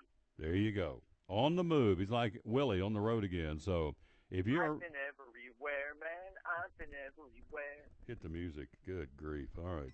We've heard enough singing. I was giving you that. That was great music, and I can't believe you just shunned me like that. All right, here we go. We're ready to go for the quiz show. My man Tommy with 5 Elvis questions. I pray the phone works. Here we go. Question number 1. All right. Question number 1 from yesterday. Bossa Nova was based on the Italian folk song O Sole Mio. No, that is false. That is correct. All right. Got that one right, correct? It is based on It's Now or Never. All right. 1 for 1. Hit the bell. All right, here we go. Number 2. Elvis made his television debut singing Heartbreak Hotel on the Steve Allen Show. Elvis made his television debut singing Heartbreak Hotel on the Steve Allen Show. So that's a dual question. The question, so see, that's a two-part question. Was the song the right one? Or was the show the right one? So I'm supposed to guess the show and the song. You're reading way into it too much. Well, it's a double-edged sword. He could have sang another song, but on the same show. So that's kind of a. Oh my goodness! It's not a double-edged sword. Stop it now. That's a misleading question. So if I lose, I'm going to appeal like the National Football League. So. You'll be shot down. Don't worry. She shoots it down like the court would. There you go. All right. So, song Heartbreak Hotel on the Steve Allen Show. Read the question one more time, please. Elvis made his television debut singing Heartbreak Hotel on the Steve Allen Show. Heartbreak Hotel. I'm going to say that's false. I would say you're correct again. Whoa, baby. All right. Hit it now. All righty. What? Sang Heartbreak Hotel on the stage show. There you go. All right. Question number 3. Whoa. All right. If Elvis chose not to record If I Can Dream, the second choice was Gladys Knight. Okay, Boy, Elvis. that's detailed stuff there. Man, these questions getting. We can tell she's scraping because they're getting tougher every time. Okay, she's afraid I'm gonna go 5 for 5. Yeah, tell me you're still there. You still there? Are you there? God, he's gone again. Seriously, are you there? Seriously, are you gone? I can't hear you at all. Are you there? Yes, I'm sitting right here. I have not moved. Hello? Yeah, we've lost him. And he says it's me. Now, I'm going to go ahead and go down and Doug Fritz cell phone, Graham Clark cell phone, David Crum cell phone. Are you still there? Hello? Nope, he's gone. I've lost him. So there's something wrong with his telephone because all these other cell phones. See, I think this is a setup. I think the Apesters went in and pulled a wire on his phone because I was 2 for 2 and heading for 3 for 3. All right. So anyway, he's gone. Yeah, he's gone. So, so I'm 2 for 2 and holding. Yesterday, we never got out of the gate. We had phone troubles. Today, we have 2 in the books, and I can't remember what the third question was now, so it'll have to wait. But again, I'm looking at these phone calls, these cell phones. They're all clear as a bell. So I don't know, but I think he's got cell phone troubles. But anyway, it is what it is. Hit the music. We got 2 for 2. I'm off and running. That's even more reason for her to be nervous because when we reconvene next week, hopefully by landline, she'll be in trouble. 2 for 2 right out of the gate, the Elvis trivia questions.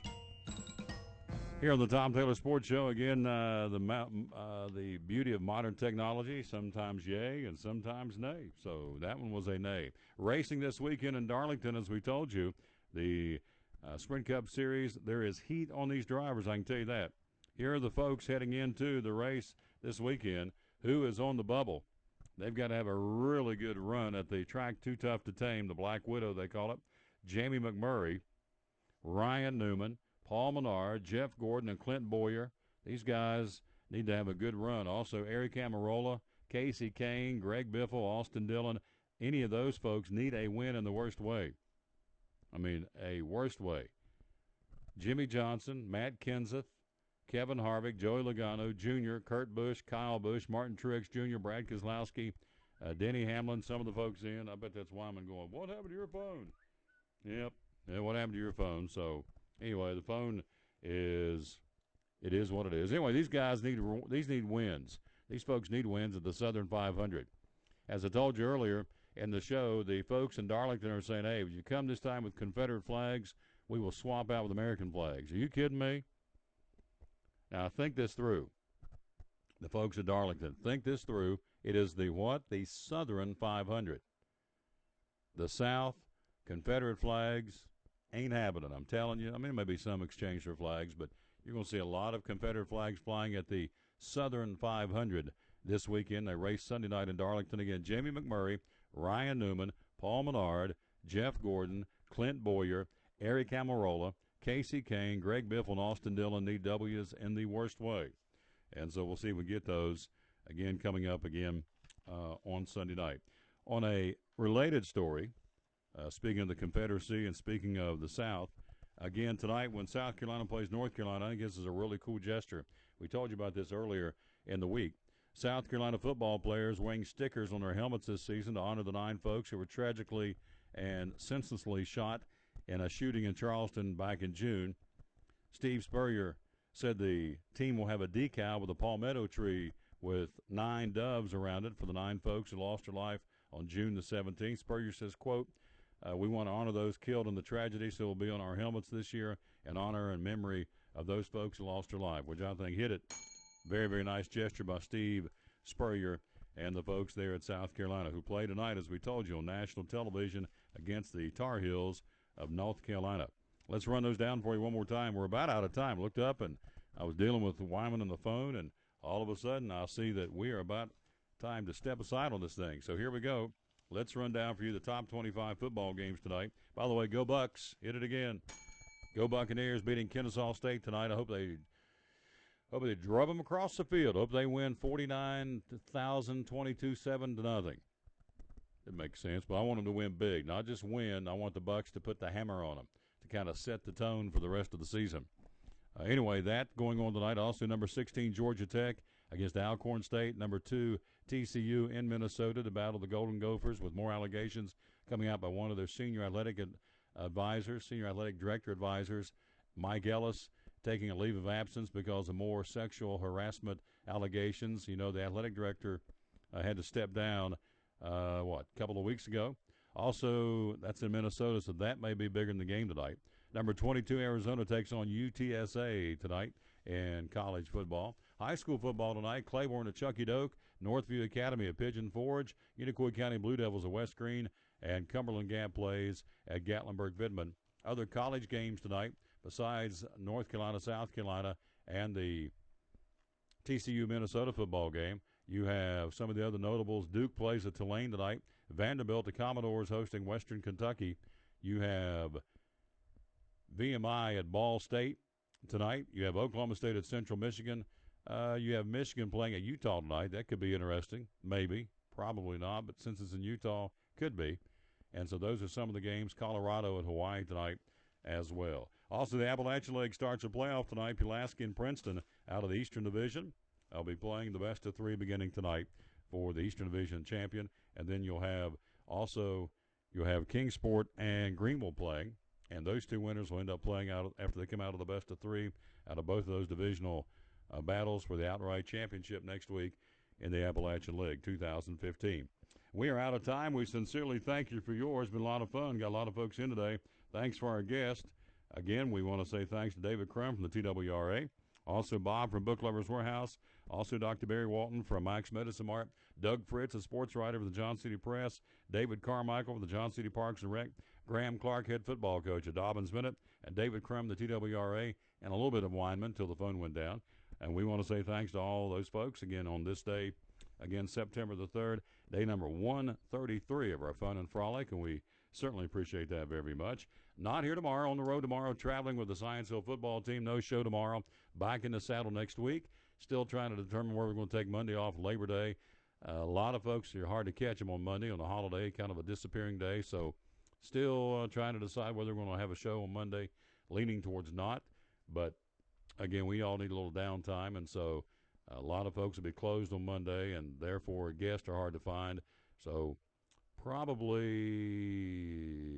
we'll send out some kind of we'll announce it tomorrow night of the ball game. But right now I'm probably thinking to park the show on Monday and take Labor Day off and hang out and have a cookout and spend some time with my relatives like hopefully you will.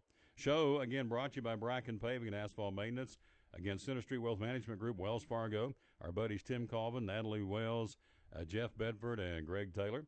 Bays Mountain Park, Chick-fil-A, Champion Chevrolet, Blue Lizard, Australian Sunscreen, also by Mike's Medicine Mart, Cherokee Barbershop, The Gator Man, American Import and Auto Repair, Jim Klein Farmers Insurance, Kingsport Cabinetry, Bristol Orthotics and Prosthetics, and by our buddy Bob from Book Lovers Warehouse in Johnson City. Again, check out those coaches shows before we get out of here. Again, go to youtube.com.